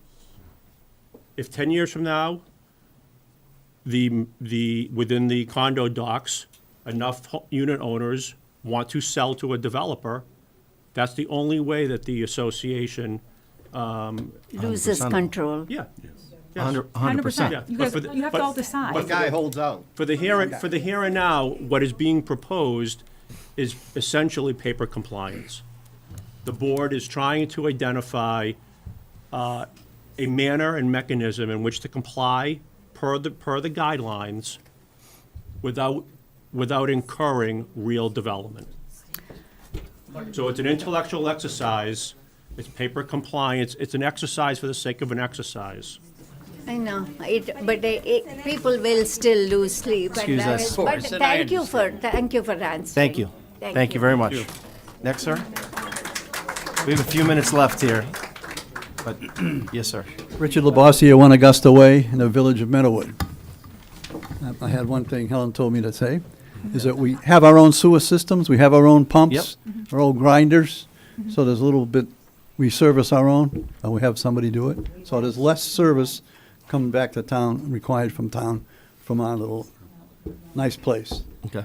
Okay, thanks. Tough job, Mike, than a boot, boot, run, run, run club, right? Yeah, right. Thank you. I understand your strategy. It's be compliant, don't disobey with the law, and move forward. And trying to make any type of takeover of the units in these areas so expensive that rebuilding on top of them Would is not make totally not going to For happen. the net gain, for the Yeah, net gain. net of gain units. for everybody. So here's what I think. I think the state has to look at the law, and when they get all the feedback coming from places like Milton and us and every place else, they will see that their law needs to be changed. We hope. And we know that.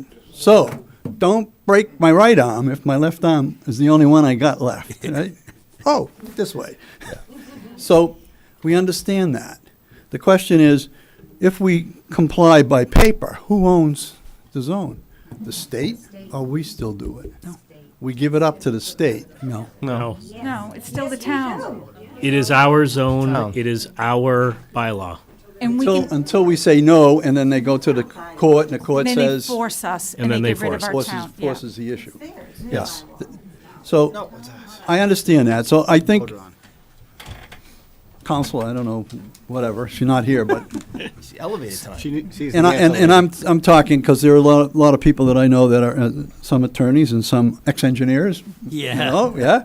So, we have to ask them to change the law, because it may not apply to people who had a town that built it the right way, and here we are another 100 years later, and everybody's saying, oh, change your town and flip everything upside down so you can comply to this rule. And that, I don't think, is good for us, not for me. I won't be here to see it, but, who knows? What we leave our children is something that they'll be mad at us about. Yes. Get in line with Milton. Hi, my name is Vivek Rao, 33 St. Andrews Way. I'm Jyoti's husband. So we, as she said, we bought the house last year, last May. But if I were to buy the house in the current time, I would not buy it because she's already rezoning it into this orange area. So any prospective buyer would not be interested in buying property here in the near term. It's a long-term mental exercise that you put, but there's short-term implications. The property values would go down. You hurt me financially. I think they may go up. Yeah. Because they would have to pay a premium to wipe you guys out. Let him talk. Okay? There's no guarantee. Go ahead, sir. So I'm really concerned that the property values will be affected in the near term, even though you think that in long term, the developer has to buy out all our properties. But in the near term, the properties will be affected. I'm very sad. Thank you. Thank you. How many more people on the Really? line here want to speak? There's just the two of you. myself I'm going and to, right someone after the second gentleman, we're going to move this to the next meeting, sir. First of all, I'm Susan Tanner, 27 St. Andrews Way in the Meadowwood community. Thank you for the opportunity tonight. I know your job is not easy. I recognize that. I'm here to just reiterate the comment that was made, that very important consideration. I'm a realtor, and he said specifically what my concern is. People knowing that this overlay exists are not going to look at Meadowwood or Windermere as potential complexes to would you? I don't care if it's 10 years, 25 years, or 30 years. The life and longevity of an individual living there, it's absolutely going to impact their decision, and our home values will decrease. I guarantee you that, Paul. I will show you. Maybe I I'm will wrong, but document it if for it you. was to change, everybody would have to be bought out. Everybody. at a But that premium. regard.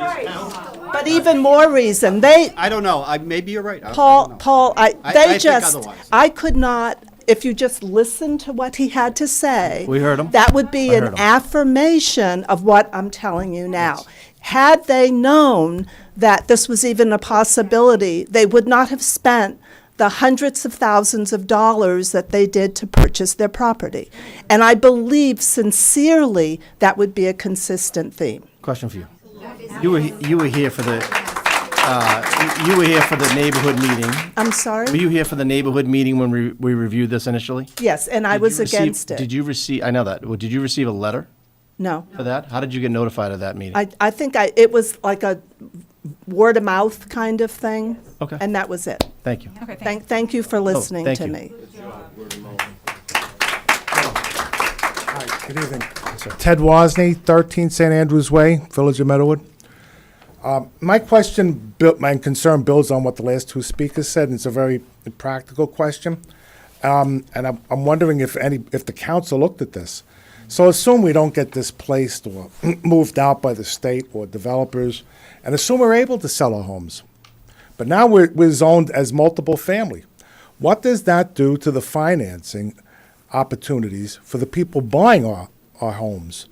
Now that it's zoned as multiple family, is the financing going to be as available, or is it be higher rates because it's multiple family? Has the town council looked at this? Now that's practical because I'm assuming none of us are getting displaced. There's no eminent domain. But I may sell my house next year and go to Florida because I don't like the weather. Okay? Now we're zoned as multiple family, and somebody comes in and offers my price, but instead of getting a 6% mortgage, they have to pay 9%. No, that's not how Has this, financing has this works. been looked at? Have you verified? That's not how- that's not how that But works. we have not looked at that as a board, to answer his question. Well, we haven't looked at it as a board, but. Not as a board, but We did not, I mean, I know finance. that. We I got know somebody that knows it. You are in finance, but we did not, to answer his question, we did not look at answer it that as- as a yep. board. But if you want to give your opinion now, go ahead. Yeah, so the way financing works is they look at what you're buying. So if it is a condo, that's what they're looking at. It doesn't impact what it's zoned. They don't look at zoning. They never look at zoning.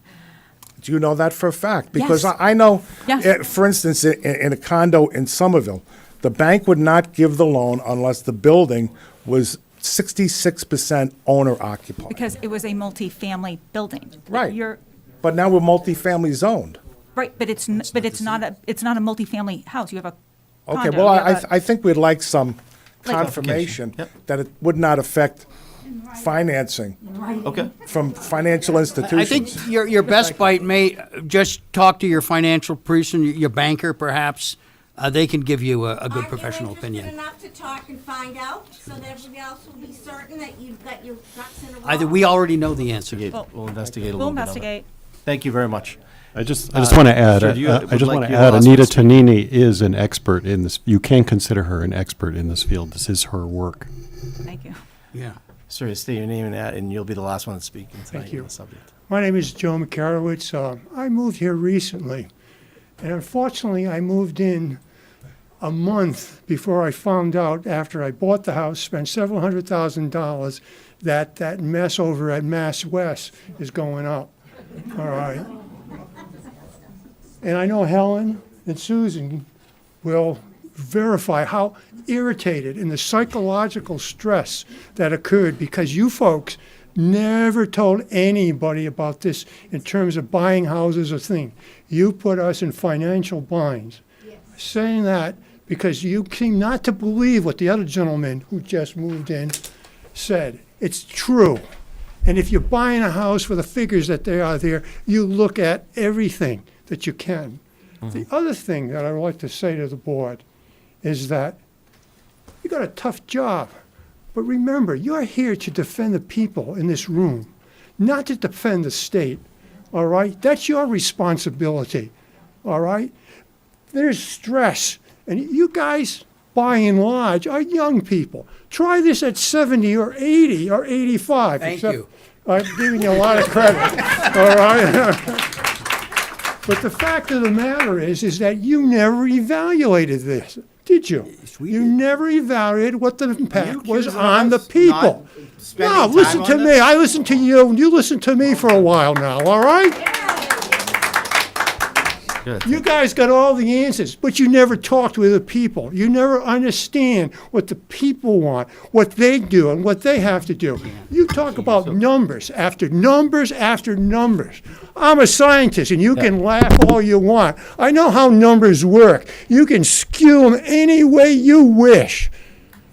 All right? So Joe, just on the public hearing, we did have a public hearing for every single location that we had that we were verifying. Now, the question is been were pretty clear you that you're not a notified lot or of were you people. not? We No. did have a full Seemed crowd. like a here. tight community.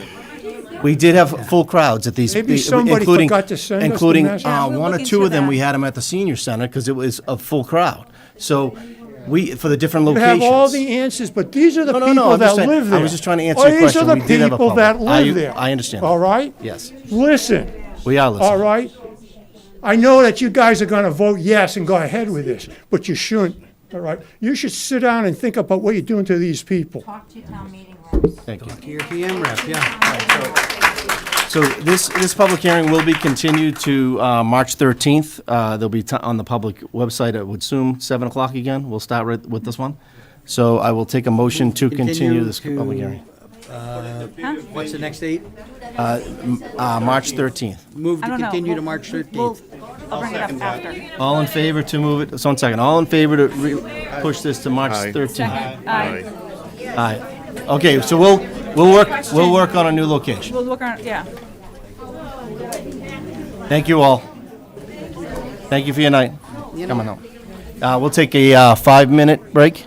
Everyone leave, please. Unfortunately, I'm Hold that meeting in a larger room. Yeah, we're gonna do it. Thank you for being so misled and/or stupid and/or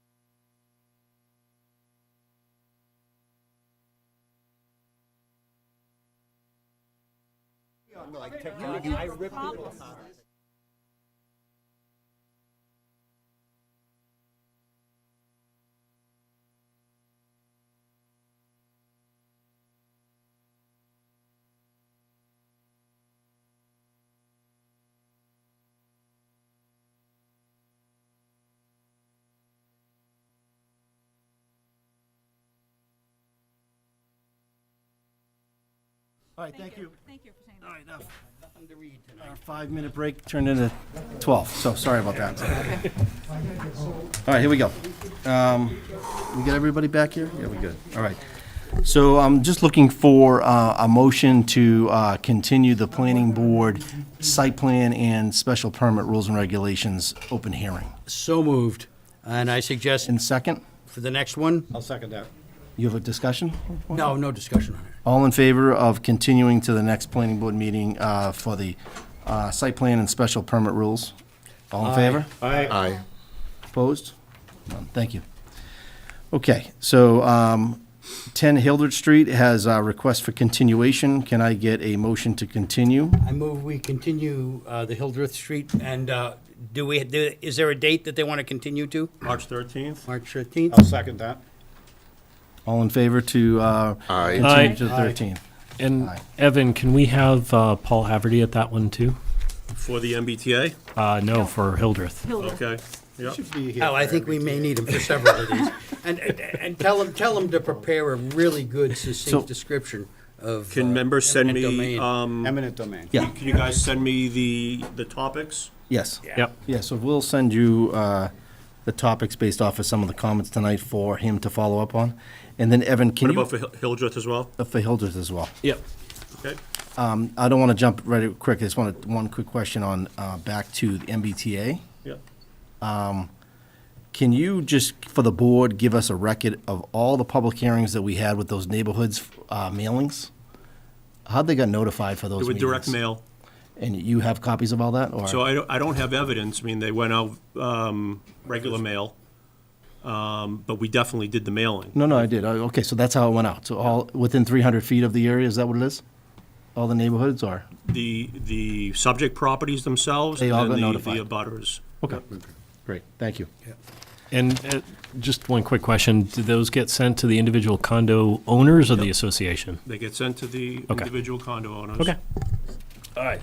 So we're gonna open up 270 Billerica Road. Okay. Right, is that the next one? Yep. DH Holding Companies, looks like they're here tonight for update on the joint working group, and the applicant will follow up with a discussion. And I'll have some comments on the part of the joint working group. Great. At some point. Thank you. Oh, Mr. Duchesne. Mr. Chairman, members of the board, good evening. Douglas Duchesne from Finneran and Nicholson, representing DH Properties. This project has undergone quite the journey since I last appeared before you, and I hope my appearing before you now is a signal that we're moving in the right direction to resolve the many issues that we've been addressing. Before I start, I do want to thank town staff, its peer reviewers, the working group members, and the members of the public that have participated in all that's occurred. A ton of work. It is appreciated. It really is, and my client does appreciate that, and is hopeful that the board and the various members that have participated feel that we've also been diligent in working with you and providing answers and information. So it's been quite the process, and I do thank everyone for their time and effort. It's been significant. I want to start out tonight by providing you notice that the DEP, you may know that, just recently responded to our, the question regarding our down gradient receptor status. So that is available on their website. And we, in fact, today submitted our formal response to that. So that is also, I assume it'll be up. If it's not on the system now, it will be tomorrow, so we can all see it. Okay. And I do want to let you know what our response was. DEP is, generally indicated that they didn't feel they had enough information to confirm or deny the downgradient status, and therefore requires more information. So what we did is we've provided to them all of the testing that we've done and other, investigations that we've done since the original filing. And I will remind the board that that testing was done under a protocol that we had worked with the peer reviewer, with Beta, and the working group to establish that testing protocol. So we did those tests based on an agreement, or, a mutual agreement as to what needed to be done. So that is all the information we sent to DEP. That's pretty much what we've done. So we're now back in waiting mode to see what DEP responds. But I did want to let you know that that came in right away. We answered it within 24 hours, and we provided notice to you of that happening. And that, we feel we're doing everything we can in that one little aspect of the project. So, now to talk a little bit about, and I don't know if the board wanted to talk first, or you wanted to hear from me, but I'm here now and I can finish. Want to give or- an update on your end? Yeah. Mike first? I'll just give a very quick update because we have had a joint subcommittee with Concom and Planning Board looking at this for some weeks now. I'll just give you the very broad view from the top. First of all, we, in conjunction with everybody else involved, wound up getting some more measurements done that improved the picture somewhat, and we have concluded, and I believe the proponents have agreed as well, that there's going to be no in-ground stormwater. And that, in this particular case, that turns out to be important because that limits it limits as much as possible any action involving the dirt there. The less you move, the less problems you're likely to have. Now, that's part of it.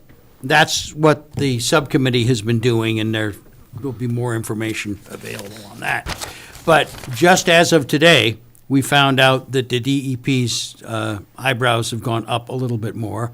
Apparently, they are now scheduling 2 more measurement wells at the old 3M property and the one next to that, which will, depending on what results they give, are likely to give more confirmation or not to the downgradient status. Now, downgradient status is important here because the rules are a little bit different depending on whether you've got a source of pollution coming from your own property or whether you're the poor guy that got stuck in the plume that came from somewhere else. There's more to find out here. We need to look at see what DEP is actually doing, and I think it's going to be a little while longer before we're ready to draw any conclusions from that. But at least the plan is being updated to get rid of any in-ground stormwater stuff, and that's certainly a step in the right direction. Joel? Yeah. Peter Spahn has drafted Yeah. a subgroup report. Yep. And I received that Sunday night. Yeah. I worked on it for a little over an hour today. I think there's some edits that I would like to propose to the Yeah. subgroup. Okay. That will probably take me another day. Yeah, or that's so. why I'm not presenting that tonight, because it's still a work in progress. And then who's that being presented to? To us eventually? You Yes. and Concom. And Concom, yeah. Will we have that before the next meeting? I would think so. Yeah. Okay. I would think so. Yeah, and it'll summarize. I mean, it's really not much different than anything that I've reported before. Yeah. Okay. And it'll essentially be a document that says, summarizes pretty much what we did. Yeah. So, What's the time frame of the DEP getting back to you now, and what your submission would be? What do you think it's going to be? Good luck. Ed, do we know? It's DEP, so. Yeah. I mean, Can I is just it ask a question? 60, 90 days, or is it? 30 days? Marched by their own drummer. Okay, so we don't know. But the fact that they are now taking independent action on the other properties, as Mike pointed out, indicates that DEPs are now looking at this, so I would suspect that they'd put that stuff on the front burner, but they Right. march to their own drummer. Anita had a question. Yeah, this is just for my own education. You mentioned downgrading of status. No, Don't know. downgradient status, not downgrading. Okay, It's thank you. downgradient just- property status, So what does that DPS, mean? yeah. I'm sorry, That means, basically, suppose you got a piece of property. Suppose you have a pollution source on another piece of property, and the groundwater is bringing that over to your property. Okay. It's not on your property, it's not starting there, but it's going through there. You are down gradient because of the flow of groundwater. Is that? Fair. That's fair enough. That's fair. That's what that means. so what does that mean from a DEP? It provides legal protection. Yeah, it provides For legal the- protection. them? Correct. Yes. Okay, all right, okay, thank you. Yeah, okay. Back to you, sir. All right. Well, as you may know, we met with the Conservation Commission last night, so we have seen the draft of the report, and it was, I felt, very comprehensive. I think the comments made by the working group are on point, and we found that many of them were consistent with what we're doing. So I want to tell you what we're doing. We have actually prepared a new civil plan which eliminates Yes. infiltration. Yeah. So we are prepared to provide to you a new civil plan addressing stormwater. As part of that, and as suggested by the working group and required by DEP, we have put together a RAM plan. Okay. And we have also produced a soil management plan that'll address how we will deal with soil during the development process. Although that RAM plan and the soil management plan are technically DEP's document jurisdiction, we would propose to provide that to the board, Yes. the Conservation Commission, and your peer reviewers, Yes. so that they could have a say in that final document before it's submitted. Also, the soil management plan. Yeah, I think in terms of jurisdiction, I think the soil management plan does fall to some degree under us, but the RAM plan does not. Right. But as far as we're concerned, Yeah, they're almost. we're they're part gonna and give it parcel. all to you. Okay. That way, if you have any comments on our RAM plan, we can integrate them and be comfortable that the town and their peer reviewers are comfortable with that plan. And I think the working group had indicated that they And wanted. you're going to have an O&M plan as well? Yes, we're gonna revise the existing O&M plan. Okay. But we are very confident that the civil plan addressing the stormwater issue is gonna be, hopefully meet the acceptance of your peer reviewers and the board. So we would like to begin that process. We would like to actually file with you that new civil plan, as well as the soil management plan and the RAM plan. Will we have the updated O&M plan as well? So we're going to give it all to you. Beautiful. So that you can then pass that on to your peer reviewers for Okay. review. And we'd like to come back. Now, of course, once we see the revisions to the working group's memorandum, we'll tweak as Yeah. necessary. But I think you'll find that our plans and our actions moving forward have really taken into consideration the concerns and issues of the working group. We really are trying to work together and get this done. As you know, DEP does allow for the development of contaminated sites, but what they're going to do is hold our feet to the fire in terms of soil management and, making sure that we're not causing contamination to move or to filter into the water or anything else. And I think we've got that plan. So again, that'll be subject to your peer reviewer, and then ultimately the RAM plan, DEP. Yeah.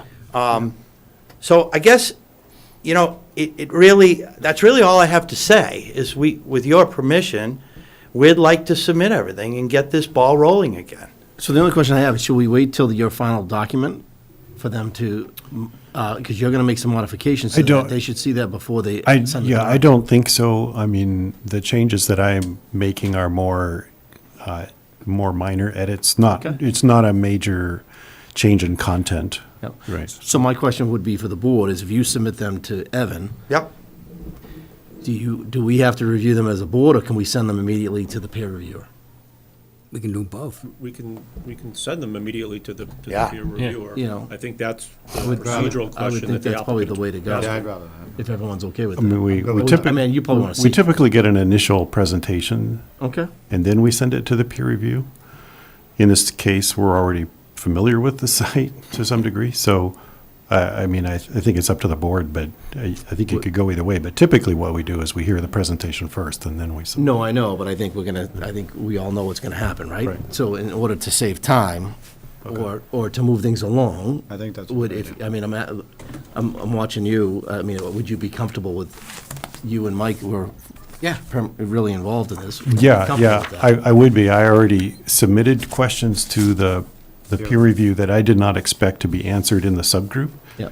And those questions were primarily about, would it increase by increasing or returning the site closer to the original level that was proposed, would that reduce the risk of encountering contaminated soil? Right. And to get his input on that so that we could consider that when we review the plans. So once we'll receive the drawings as well, electronically in between. Yeah. We just won't have another public hearing to review them, and then we'll review them after with the peer review. Yeah. At the same time. And I think given the case that we are familiar with this already, that Okay. as far as I'm concerned, that's okay. I So think Evan that's the will way to proceed go. with that way, to do that? Yeah. Just one caution, though, that if we're doing all of that in one meeting, could be a little bit long. Well, no, because so we'll I'm just be- thinking ahead here. I'm just thinking we got the 13th. We know what's going to happen Well, on the 13th. it won't be the 13th. So I was going to ask you if we could push it to the next It'll one. be no earlier than the 27th. Right, so Okay. that would be the goal. Because it will be a little bit longer if we're doing the peer review and our own review at the same meeting. Right. Yeah, I mean, we'll do our best, or I'll do my best at least, to summarize the peer review, maybe the both of us can, so we can So we'll kinda push speed this things to up a little, but. the 27th, right? Is that the next one? So I'll make a No, excuse me, motion. of March. Any other questions for him I right did now? have one procedural question. The current public hearing that we have is to consider modifying or rescinding a minor modification. Is our review and any subsequent changes that we would make to the decision or anything like that, can we do that as part of this public hearing? It would be technically a modification of that original modification. So we got a So modification it on a would be mod- part of this public hearing, that we Yes. could modify the decision in any, I think so. I mean, it's probably a good question for the board to think about, and we can pose it to council as well. Yeah. I think the only way it wouldn't be is if something was so materially different that the board thought it wasn't part of a minor modification. but I haven't seen the plans to And- know that. Yeah, it's all new territory, so the entire project and the evolution of it's fairly unique. In response to that, I guess if I guess, given that we're gonna have a month, I guess we could file for a new modification and just assume that it's major, so you want a public hearing. Yeah. So we could just notice, but, I mean, we can do that, but I would also like to hear from town council whether they feel, in light of, the procedure that got us here today, which was a consideration of the board to either terminate or rescind that modification or modify it, Yeah.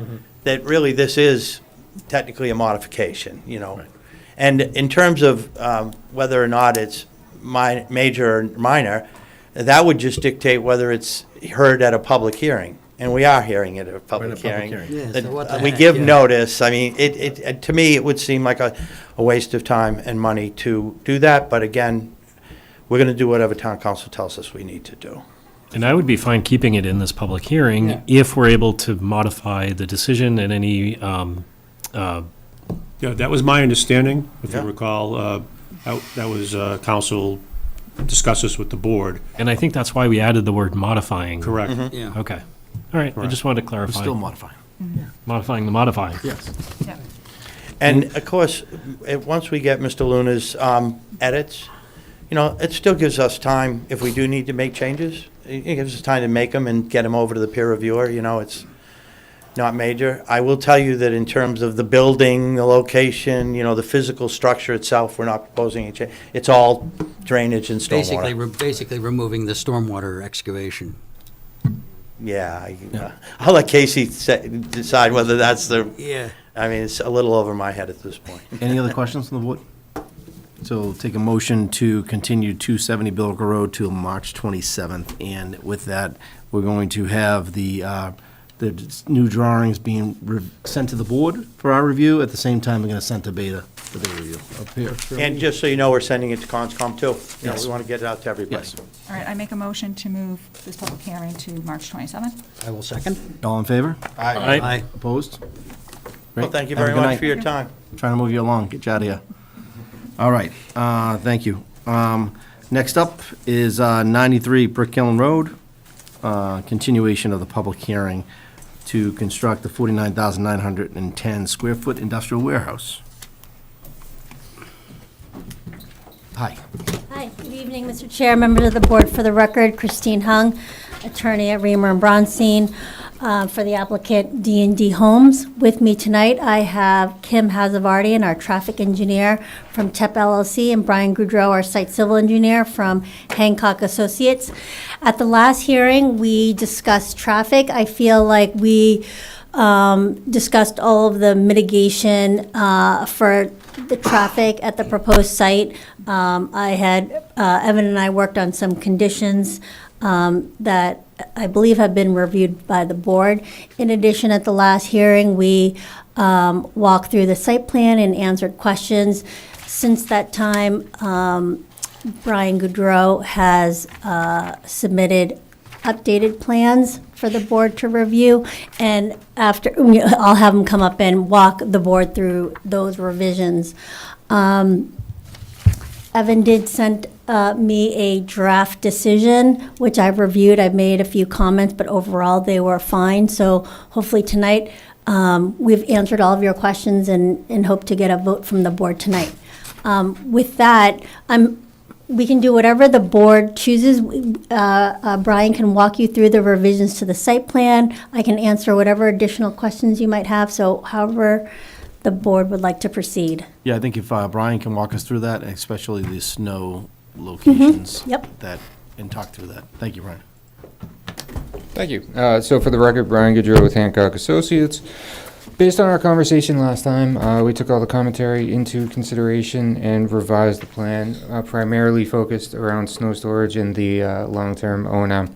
So on the snow storage plan, sheet 4, that shows the full build-out, we had indicated 10 spaces for snow storage, eliminated snow storage directly adjacent to the rear fence, and proposed a guardrail.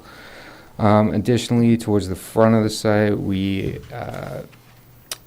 showed additional detailed grading within the landscaped areas for those snow storage areas for snowmelt to be collected by the catch basins. There's now additional grading and flow arrows to give really good direction to the contractor, the site work contractor. And we also indicated signage behind the building. For the long-term O&M, we broke out long-term O&M and construction period controls, and we really spruced up the spill kit language, kind of described exactly what it is, what the intent is, what it consists of, and then we've also included notification requirements for both EPA and state agencies. And then we were explicitly prohibiting the washing of vehicles on site. And those are the changes. Can you show us walk up to that map and show us where Absolutely. the storage, the snow storage that you're calling out for? So the 10 spaces are located right here. The back. The guardrail is located adjacent, and also a note calling out signage on the fence that no snow storage is to happen between the parking lot and the pavement. On the grading plan, there's a catch basin down here, and that's where we were showing additional detail, showing how snow melt kind of flows with the topography to be collected by the catch basins in those areas. Chris, you have a Yep. question on that? So, last meeting, I had asked for the snow storage to be moved away from that back area towards the building. In the spaces along the building. Okay. So I guess there was a miscommunication because we did move it away into the pavement. Yeah, and I actually went back to the video to make sure I said against the building. Yep. So I would like to see that entire shaded area of those spaces and the triangle area that's off the pavement, because that was another area that we were concerned about being off the pavement. All of that be against the building in the spaces, because there's no walkway on that side where the shading is. So it's easy enough to pile it against the building and into those spaces. And you could actually fit more snow storage there. So we wouldn't take exception to that. The only, I guess, kind of concern or question that I have is we've kind of worked through the decision a little bit. We are pushing for a vote, so if we could make that change at some point after this hearing tonight, I'd be happy to do it. Make it a condition. Yeah, absolutely. Okay. My only concern with that is that I had that request last time and there was some miscommunication, so I wouldn't want a decision before confirming that change, just to make sure that there is no more miscommunication. So, correct me if I'm wrong, Evan, process is the vote happens and then that has to be, what's signed in by the clerk. So the condition could be such that we receive the plans This before. project has a boilerplate condition that prior to it, that the final plans are endorsed by the planning board. Okay. So if you choose to condition it, that's where the board's check would occur. So it come back to us? It would come back to you for final endorsement of the plans. Typically do that Okay, anyway. yeah, okay. Are there any other questions or from the board or concerns? The only other thing is, if we're moving it away from that area, if you could add one more no storage sign in that triangular area. So I'm clear. Yeah. Absolutely. Okay. Any other questions for Brian or the other applicant? So my only, I thought last time we were talking about the traffic study, and we were talking about 129 Brick Hill Road, and we were talking how much that would cost and how much the applicant is going to be giving toward that. Correct me if I'm wrong, I thought it was like $250. I thought it was only 50. Like it would cost about $250 to do that? Right, but What's the numbers on there? The applicant is proposing to contribute $10,000. That's specifically for the recommendation of the peer review consultant to do a traffic warrant analysis. That costs about $5,000. Okay. The $250,000 figure is the general budget in order to bring a project to 25% design within the Mass Highway, Mass DOT process. Okay, so, With Berica at that point? So the NIMCOG process continues. That process has requested that the town of Billerica put in writing to the town of Chelmsford their proposed agreement as to how this will, right, as to how the two towns will continue to advance this project.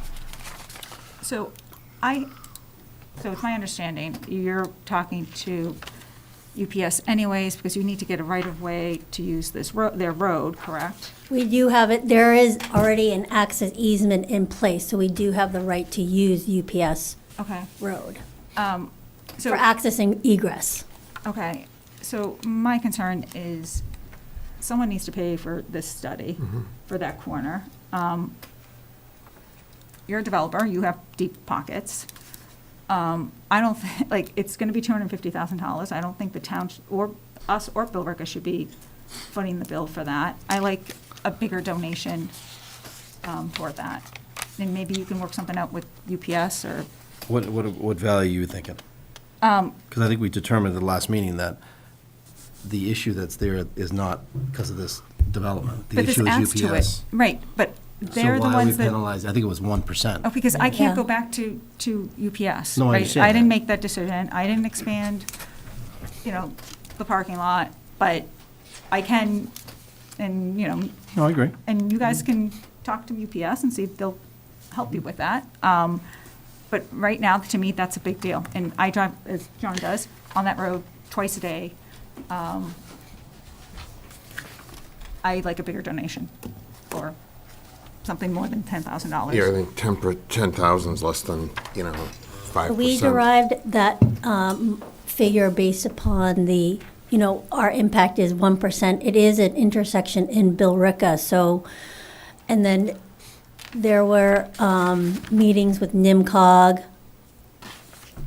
agreeing that that is a troubled intersection, but it shouldn't be borne solely on our small development project. Yeah.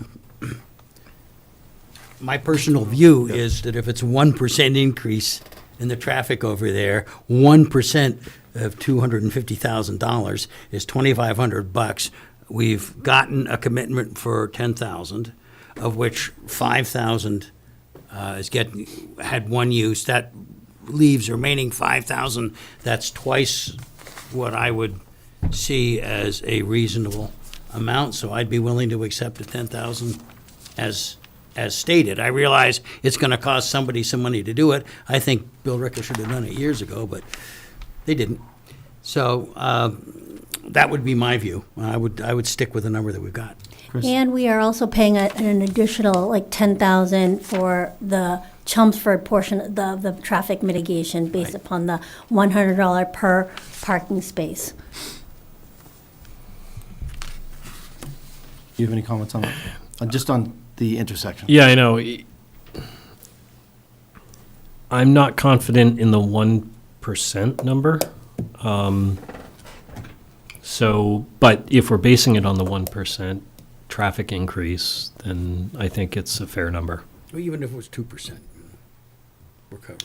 I think it's fair. Joel? No opinion.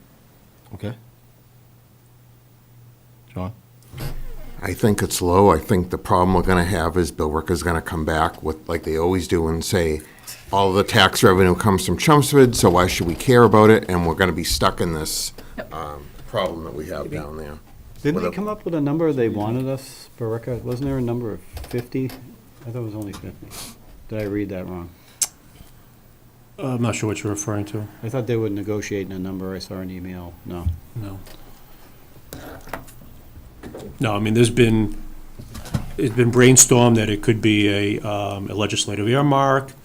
It could be contributions by both towns and a legislative earmark. It could be convince MassDOT that it's a regional priority intersection and that they would fund the. That's what NEMCOG is. Yeah, so all of that is still in play. But I agree, I don't think that this developer should put more than what they contribute to that. If you don't agree with the 1% increase, that's different. But I just go by what the study has come up. But I do agree, John, that I think we're going to get stuck in that cycle. Yeah. Regardless of how much we There's ask much for. we can do about it. Yeah. That's just sad, but true. I agree, but we had a discussion about this at the last time, that this is not the burden of the No, the new I get proponent. that, and that's why it's I an think- issue that's been with the town for Yes. many, many years. I get that. I get that. There's the forum issue, there's all, draws a big crowd, you've got the UPS, right? And I know you guys live it, because you're down that road all the time. But I don't think it's ever going to get resolved. Right, why and are I we just gonna think penalize them? $10,000 is not enough. I mean, like, I just think, What recommendation would you want? I don't know, where can you guys go with it? I mean, What if we did, they paid for the study of 5 and they still gave the 10, so it's 15. But they're already giving 10 on the other one, so that's 25 then. My issue is that no matter how much we ask for, it's not going to get done. Because it's still such a small fraction of what actually needs to be Right. paid. No, I agree. Yeah.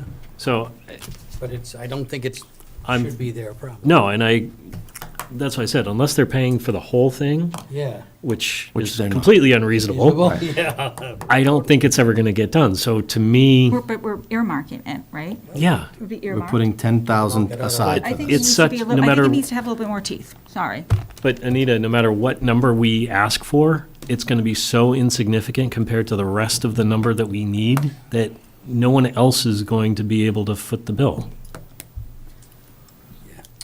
I think we just go. I think if there's a decent amount of,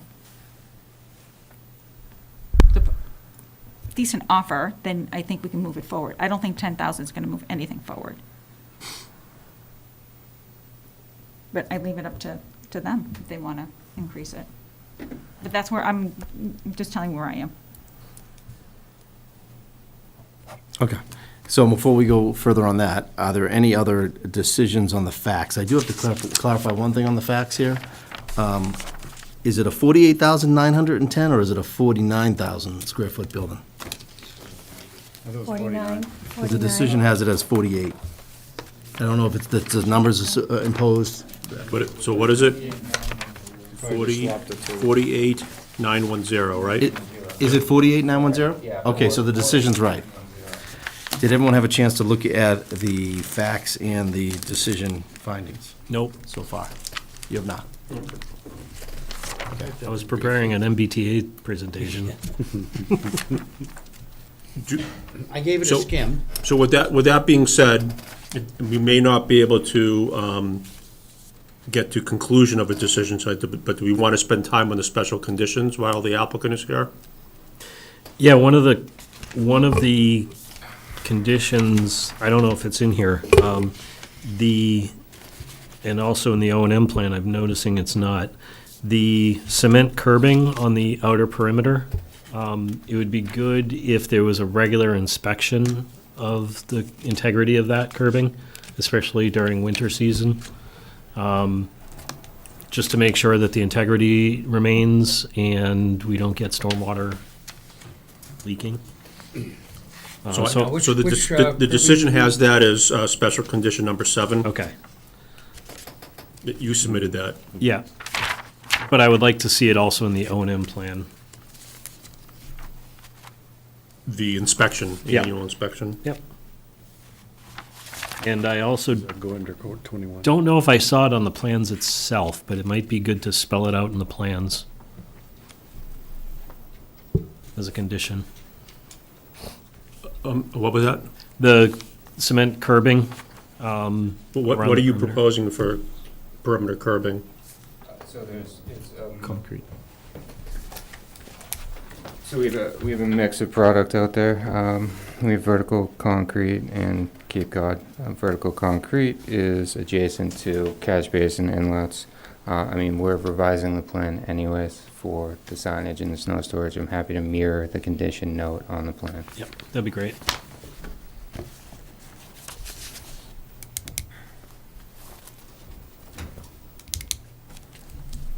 Any other special conditions?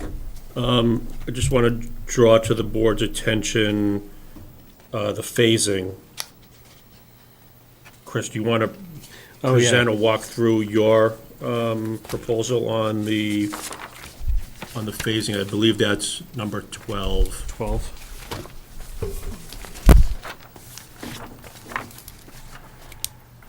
So, I'm trying to find it. There it is. So, my rationale on the phasing condition, because the area is so sensitive and because traffic conditions may change, the wetlands conditions may change, the turtle habitat conditions may change. I would like to see some type of review if the phase one is built out. Some type of review for phase two if it's after a certain amount of time. So one of the things I was thinking is if you have phase one done and occupancy is granted, maybe, I think I suggested 2 years out. 2 years of? Well, whatever the time frame is, but Yeah. if phase two is being built whatever number of years after initial occupancy, that some type of review is being done to make sure that all of the conditions that exist now haven't changed, to make it warrant some changes. I'm fine with that. I think 2 years is too soon. I would say 5? at 5 years. Yeah. Within 5 years.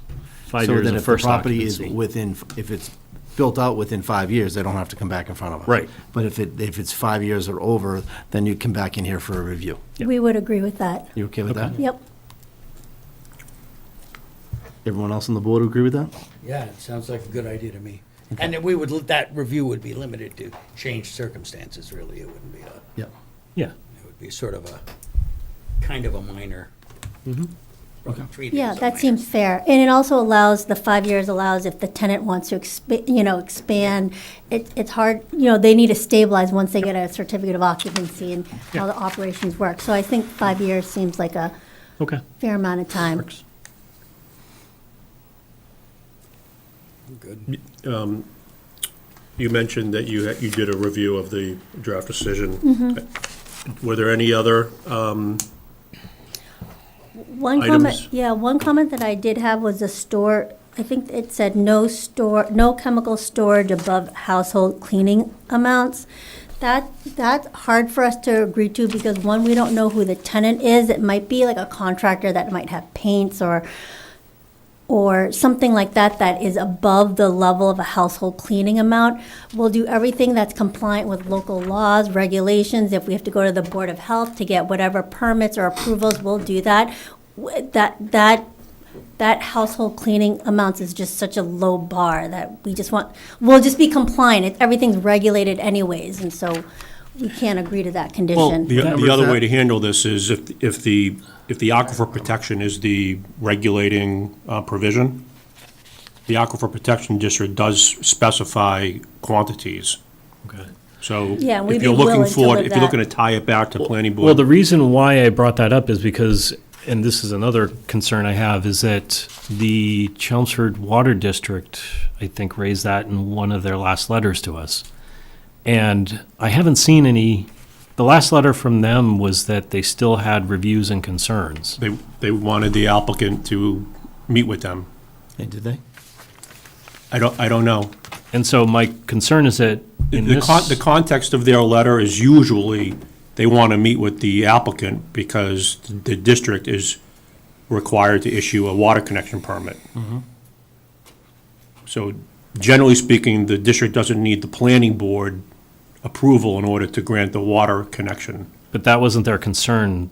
It was because of the sensitive area.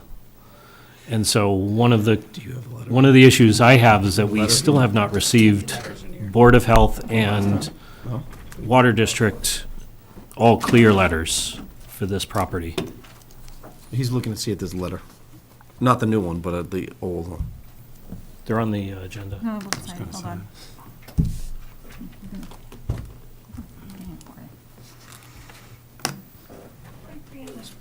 They're looking it up electronically. And so that condition came from their last letter, from something they wanted to see in the conditions. Okay.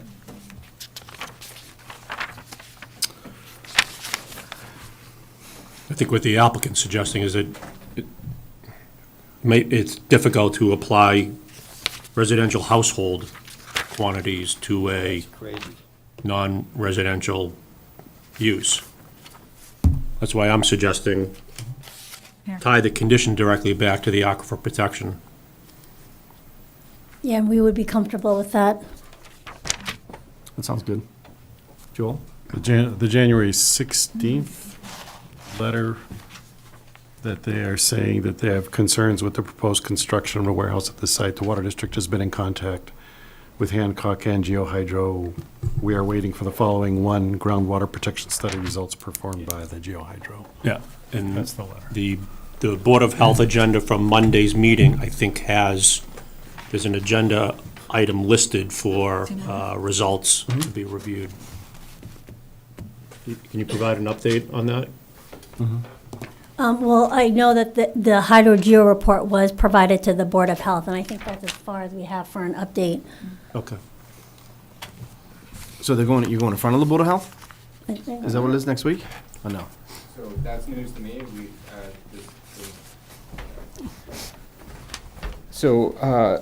Steve Smith with GeoHydrocycle is the hydrogeologist on this. He was the one that conducted the study. He submitted his report to the Board of Health and the Water Department with a request. I didn't realize we were placed on Monday's agenda. I don't know if you're placed on it, but I believe that deliverable is on So the I know it's agenda. been submitted, and it's in process. Okay. So, and you're going to the Board of Health, are you meeting with the Water District? Because they have a lot of concerns. So the process is the Board of Health requests commentary from the Water Department and then takes that into consideration. So it's kind of like a three-party talk. All right. So they said they'll then forward us a signed approval letter. So think we should- I wouldn't feel comfortable No. deciding on this No. until we get those. Yeah. No, we're not gonna decide tonight anyways, but I wanna just get it clear that they're gonna get the Board of Health recommendation, they're gonna get the Water District recommendation before the next meeting. Okay, if you're going to I do wouldn't, that. just No. for what it's worth, I mean, the board should not get into a habit of withholding your process and your approvals until a water district, the Board of Health finalizes their process. Why? Well, we're asking them. One, the jurisdiction, they have separate jurisdiction, so your approval is completely independent from their approval. There's no overlap. No, but So then why do we ask Want for to their find out input? the hard way. You're asking for their input on site plan-related issues. Right, but Yeah. these are site plan issues. District. So if the Board of Health goes through their process and they don't issue a permit, then the project can't move forward. But we're issuing an aquifer protection permit. But that's still not a Board of Health permit. No, I know, but the hydrogeo results would be particularly relevant to the aquifer protection question.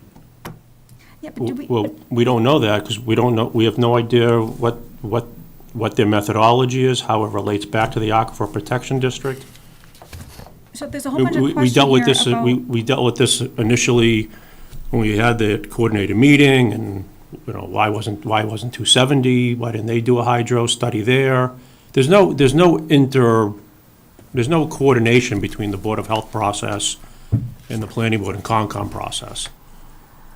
Just because there isn't doesn't mean there shouldn't be. All I'm trying to say to you is that I don't think the Board of Health or the Water District view it as a collaborative process. They're not sharing any information, they're not asking for any Well, information. they did ask to meet with the proponent. No, I'm so- talking with the Planning Board. Yeah, I understand that. Yeah. So, So, I mean, that process could go on for another 3 months. Okay, Well, we're gonna hopefully make a decision at the next meeting and close this out. But it would be nice in the meantime if we can get Their a letter. response, or at least have them meet with the Water Department. And the Water Department say, yeah, we're working with them in discussion. Right, agreed. I mean, So- the proponent has not met with the Water Department since that Agreed. January letter. All I'm trying to say to you is, We're not gonna hold it to it. We'll let David deal with that next meeting. the Planning Board decisions do not, as they've been written in the past, Yeah. do not include permitting via the Water District. Right. And we're not And asking it would for be the that. same, it would be the same with the Board of Health. Evan, we're not asking for that. We're asking for their input. And if they Well, haven't they've even given, had a they've given, discussion they've with given the you their applicant. input. No, they haven't. They've said we still the have some information. concerns. Right, and they want to meet with the applicant. My point is if they have concerns related to planning board business, they should have said it. They did in their letter.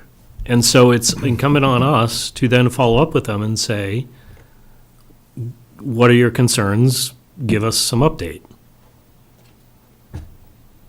We asked them to provide us an initial letter. And their letter said what? They said, we have some concerns.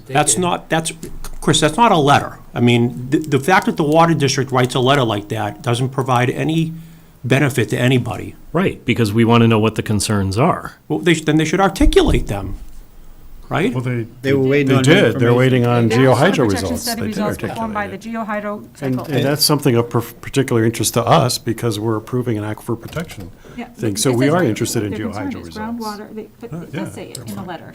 And they said, We're so close. And then we're gonna dot the I, cross the T, and then. And we they're go the experts, so I want, And they're gonna meet Monday, you said. right, so then Well, they'll the Board come of back in Health. the next meeting. We'll Give you follow some up time with to the think Board about of it. Health. We'll revisit the issue next Yeah, we'll next follow meeting. up with the Board of Health and we'll. I don't think the Board of Health or the Water District permitting process is going to be anywhere close to being done by the planning board next meeting. that wasn't my question. My question was, do they still have concerns with this site, this plan, stormwater, any issue that we have before us? Do they still have concerns? And have they been addressed to their satisfaction? I don't care if they issue the permit or not. That has no bearing. It's the specifics of their concerns that are important to us. Understood. I just don't think we know what they are. I don't think we ever have known what they are. Yeah, and once we find out their concerns, we can work directly with the Board of Health and Concom on, or, and the Water District on their concerns. But my point is, some of their concerns may impact the design of the site, some of the technical issues. I don't know. Because we don't know what their concerns are or what their desired resolution might be. For example, the household chemicals. I remember reading it in one of either their letters or somewhere from one of those groups. And that's why I added it into the decision. But if they don't have an issue with it. I think we need to have more conversations about what the letters mean and to what extent the board, how the board interprets them. I mean, the fact that the district sends a letter saying they want chemicals at a household quantity, that doesn't mean that the planning board views that as reasonable or relevant or applicable. Understand what I'm saying? I mean, That's why we discuss it I here. think we'd like to know why they said that, because Right. given I understand that- what you're saying. you know. The notion that you're going to get better engagement from the water district, that's going to require the board to have a conversation with them.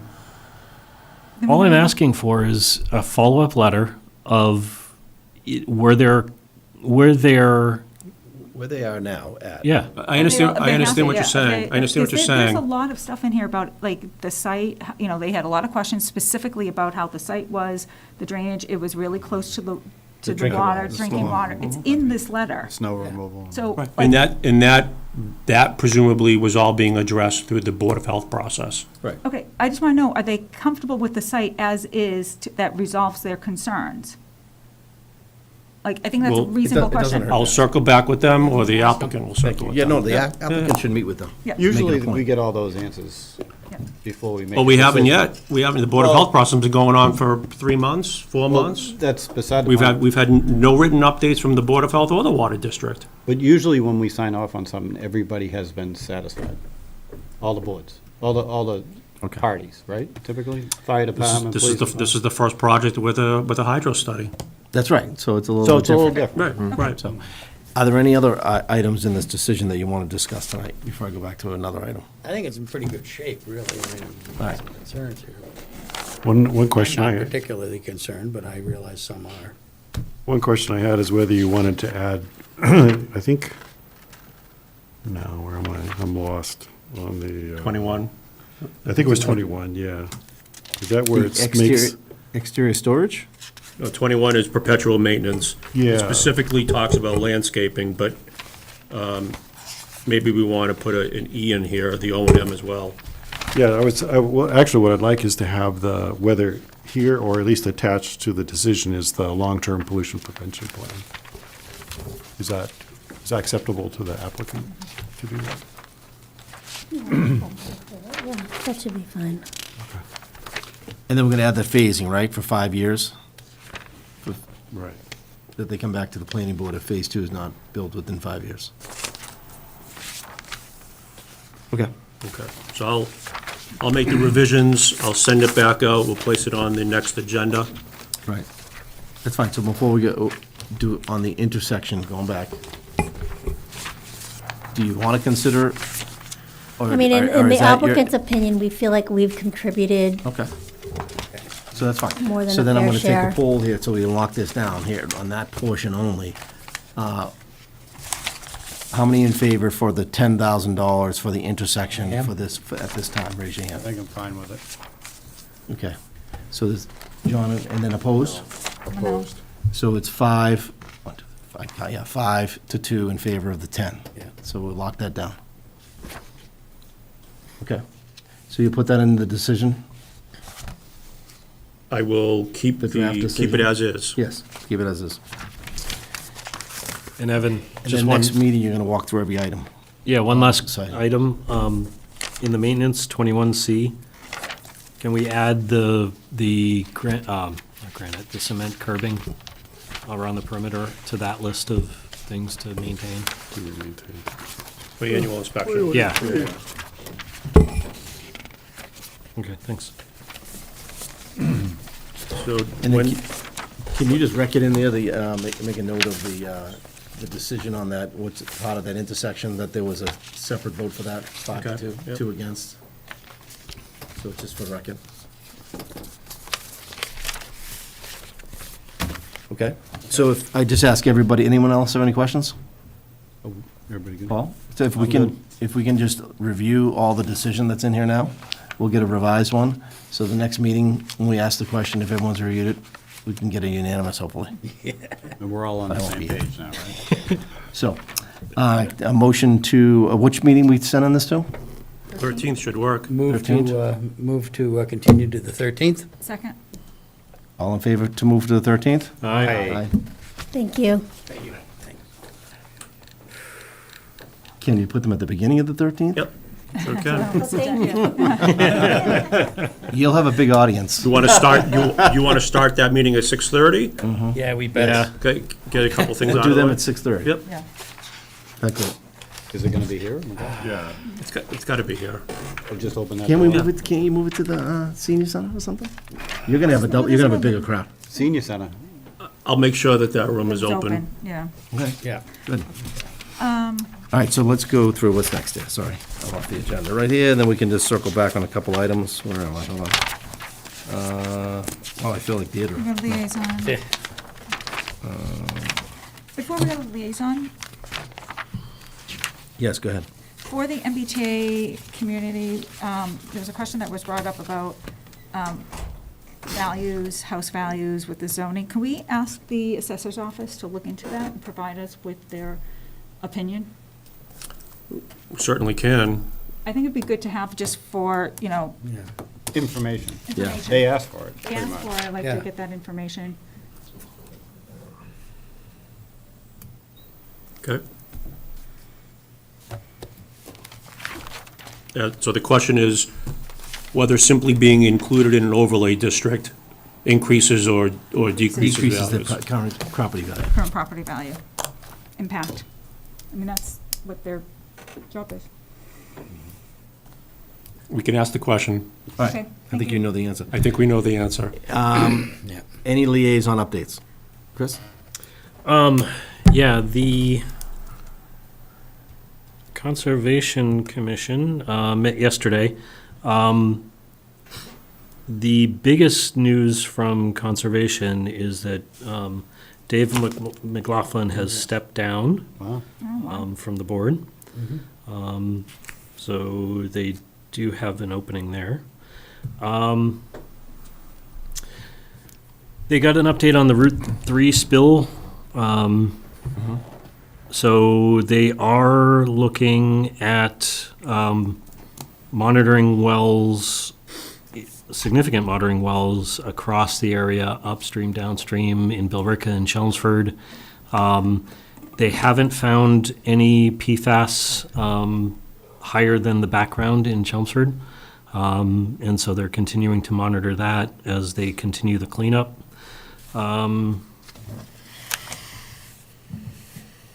They briefly talked about the 191 car wash on Chelmsford Street. That will likely be done next meeting. They'll likely close that. Brick Kiln, they'll likely close at the next meeting. They spoke about Hildreth and got some updates on that. We'll likely get new plans next meeting. Natural Heritage did provide some information, and they might be doing a site walk as well to learn about the new plan. Yeah. And then they just gave the update on Billerica Road. Anything else? Us. That's it, Mike. Let me add that they also gave us a thank you for moving the snow storage to Oh, yes, that's right. protect the turtle habitat. As a matter of fact, there's a turtle protection plan in that set of docs if you want to learn all about Blanding's turtles. Okay. I guess Dave McLaughlin was a big turtle fan, so Anything else, Mike? that's pretty much it. That and the other stuff we've I discussed. just want to say that Dave McLaughlin has been an absolutely outstanding conservation commissioner in his 34 years. I appeared before him as a resident when he was on the board. Ruth was on the board with him. He was always an independent thinker, Yep. but devoted to conservation in this town and also the protection of wildlife habitat. So I think this board and the town owes a great deal of gratitude for his service over the years. Thank you. Well, I noticed that the Concom decided that it would formally send a letter from the Conservation Commission thanking him. Yep. I would suggest we do the same thing. Yeah. Get drafted. Just draft. Okay, I'll draft it. You're the secretary, right? Yeah, you are the Clerk. secretary. Yeah. Oh, the- I guess I am. Okay. Write that Just up. remind me. I'll have it Well, for the next meeting. Anything else, Jill? Any committees? Paul? Nothing. John? I attended a Housing Advisory Board meeting on February 20th, substituting for Deirdre. Evan was in attendance as well, and the main topic was everyone was looking for comments on an RFP for the housing production plan. Discussed a couple of small 40Bs that have been publicly talked about. The next meeting is scheduled for March 19th, and it was noted that the Housing Advisory Board will be a lot very active in the months ahead with all that's going on. Thank you. You get the floor, Anita. All right, so I've, for the NEMCOG meeting we just had, one of the members brought up a current bill at the State House, and I gave you guys all copies of it. It's regarding accessory dwelling units, and this will be, they're looking at doing another state mandate. What's concerning about this, Do it next year. well, here's the thing. Oh, it is This is concerning. when we need to go and speak to our representation if we do not want these state mandates, because we're going to lose all control of our zoning in our towns. What's concerning about this is, by right, first of all, it's going to eliminate all single-family zoning in the Commonwealth, period. Effectively. That, it will completely wipe out single-family zoning across the Commonwealth. Crazy. And it doesn't even require, like, at least, I don't know if you guys remember, Lowell had this issue about a year ago. There was a big debate, they Yeah. wanted to do this. Lowell was requiring that it would be owner-occupied, like one of the dwellings on the property be owner-occupied. This doesn't even allow, like, this is not even putting that as a requirement. I am concerned that people are just not aware. Because I'm concerned that, like the MBTA, when people become aware is when it's too late, and then they don't have any backing. And so what I would like to propose is that the planning board, as a planning board, reach out and make sure that all the other planning boards in the Commonwealth are aware of this bill. Not provide an opinion, but just make sure that they are aware of this bill. I think that's our right, and I think we can do that as a planning board at a minimum, because again. It'd be nice to have Rodney come in and explain this to us. His Why don't we signature is on here. summon our representatives. Summon them. Can we ask to- Rodney to come in? No, don't ask them, So summon Rodney, them. I'm polite. But, Yeah. so, Tell them to come there is to a the letter meeting. from Chris, State Senator Rodney Edward would like to Kennedy. come. And he actually signed it, and it actually states their concern regarding this. And, you know, if you, clearly, and it says, large number of municipalities already have local ordinance and bylaws around this issue, which we do. There's gonna be We a lot of already- pushback. This is not, like problem- MBTA Yeah, is, it's gonna But- cause. there's 177 communities. But This the is problem is, if everybody. people aren't paying attention to the Who's state- pushing it? Who's behind it? Who's creating It's Maura this? Healy's It's administration. Right here. Yeah. Is it on the back of this? Right She's there? No, it's right here. steadfast. She is It's- steadfast. There's a, Dalton's yeah. gonna find out. So, and I've already spoken to Simon Cataldo, I got it right here. and my concern is, I understand that there is a housing crisis, totally get it. I don't think the way they're trying to solve it is the right way to do it. Oh, yeah. They want to solve the housing crisis, they have to focus on moving the businesses out of the city, Hungry. out of 128, in places where we have room in the state. Worcester, you've got Lawrence, you've got move it up to Lowell, right? Then you, like, that's how, they need to spend their money. Open space for businesses, come here. But you can't just be saying, let's build more houses. We have 40B, that didn't help it. You know, there's a whole bunch of 40Bs in Lexington and Concord. I don't think those are affordable. So is it gonna be required, the frontage still? You still have to have the right frontage for a No. street, or no? You're gonna be, you're gonna put a house behind your house? All you have to I have think the 5,000. it's still a maximum, the way I read it, 900. it's still a maximum of 900 feet. Yeah. But that's an apartment in Maximum. every Single family. single, you'll be able to have your nanny apartment, Really? whatever they call them, granny. And Granny, nanny, whatever Yeah, it is. that thing is gonna be, you know, and like you were worried about private equity firms coming in and just renting it all out, just Right, buy like, them. there's no, like, I mean, like, first of all, like, I don't think it's a state, I think this is state overreach, quite frankly. You know, I don't I think mean- it's gonna go. But if people don't know about it, that's my concern. There's an uproar right now. I would like But- to hear, but- have a state delegation come in Yeah, as well, have them- because I think this is gonna have a huge impact. Have them come in on this 13th. Yes. Oh. Like I said, summon them. That Yeah, is the what- best idea we have. What you're- Yes, yes, You're absolutely. Idea. you're the NIMCOG representative, so. You gotta bring 'em into Can this? NIMCOG play a role in this as opposed to, I mean, you were suggesting that we reach out to every planning board in the state. I think as a Well, planning at board. least Would it our be group, through more our of a group, regional- NEMCOG, you know? No, but I, you know, I know there is someone, someone had recommended it as, there was another issue. If the, years ago, the FinCom, if the I think, material you doing sent out had a representative writing a letter of concern, is that what you said? Yeah, like, not a lot of concern, No, just. but you let- did mention that you had a letter Yeah, it's right there. Yeah, yeah. Yep. in there expressing concern, Yes. correct?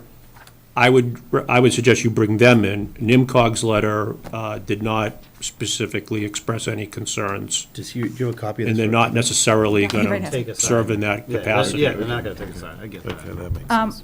But from a planning board, I think we should just make sure that they're aware of, like, not like that we were concerned or anything, like, just make sure the planning board is aware of what's at the state level for legislation, because it does impact every planning board out there. This is Were you worse than- referring to this is the worse than planning boards MBTA. in the This is NIMCOG far region? worse than the No, I'm MBTA. talking like in the Oh, state, okay. in the Commonwealth. I mean, I, again, from one planning board chair to another. You can certainly, There are only Do that, the 300 FinCom and has some done odd that. of them. She can do that. Yeah. Well, Deirdre has homework. Yeah, Deirdre, you is she homework. paying attention? That's what happens when you go on vacation. All right. All right. and would it, I wonder to what extent it would make sense to ask the select board or town manager where MMA is on that? Yeah. Yeah. Because if, as you guys are suggesting, MMA is definitely aware of it. And based upon their recent comment letters on similar state proposals, they're likely going to express significant concern on behalf of the communities. Yeah, I mean, like, this needs to get out. People need, like, again, I don't want Is another that the best venue to MBTA send, to talk about it? situation. Maybe the Is newspapers that will group, pick it the up. MMA? I would, For record, we didn't. I would develop ask the this. select board, town Yes, manager. this is not us. This is not Chelmsford Planning Board with this Yes, bright it's- idea. Yes, please. So, All right. Well, let's, all right, We're gonna hold on, get it's blamed all for it reading. anyway. Let's own it. Any other new plan. business? I think we should table the annual goals and objectives work Yeah, plan until, I'm beat. I know I'm that, I know hungry. we do want to talk about the zoning for the villages and all that, we talked about. No, it. that's- But I think we that's should do that after, that's in the April. works. Yep. And Oh, planning board to appoint a representative to the Conservation Commission, Open Space, and Recreation Planning Committee. I would do the, Is anyone interested, first of all? open space I'm interested in. So, Is it all one committee? Is Phil on that? I don't know. The Conservation Commission is One committee? looking for, Looking for one spot Correct. for the planning board. Who yeah, wants it? one spot for the planning board. else want it? I think they've got two people from the Conservation Commission. They're looking for a number of folks from the public. They expect it to be one night a week, or one night a month for 12 months-ish. And they're looking for one person from the planning board. Mike, are you interested in this? Is this something you really feel strong about? Well, I'll tell you, I am on so many committees right now that if you wanted to do it, Do you want it? I might I come do. visit. Yeah, I'm sure Yeah, you will. 'cause I'm sure you will. I know I'm you on expressed 4 or interest as 5. well. Do you- Only because I was on the Conservation Commission liaison, Right. but if You like you that, want right? it, you've got it. Yeah. Not one, I another. only have Center Village. right Everybody now. take one step All in back. favor of Paul being on this, Conservation Aye. Committee? Aye. Well, congratulations. Next meeting is, March 13th. Good luck, won't be here. We'll start at 6:30. Motion, 6:30, and can I have anything else? You're out, right? I am not here, Okay. so. Make a motion to adjourn. adjourn? See you later. You want it, or do I Who's want making a it? motion? I'll make a motion. I'll second. All in favor? Aye. Aye. Yeah. Good night, everyone. Wait, Good night. before everybody goes. Good night. Yep. Um, We're off.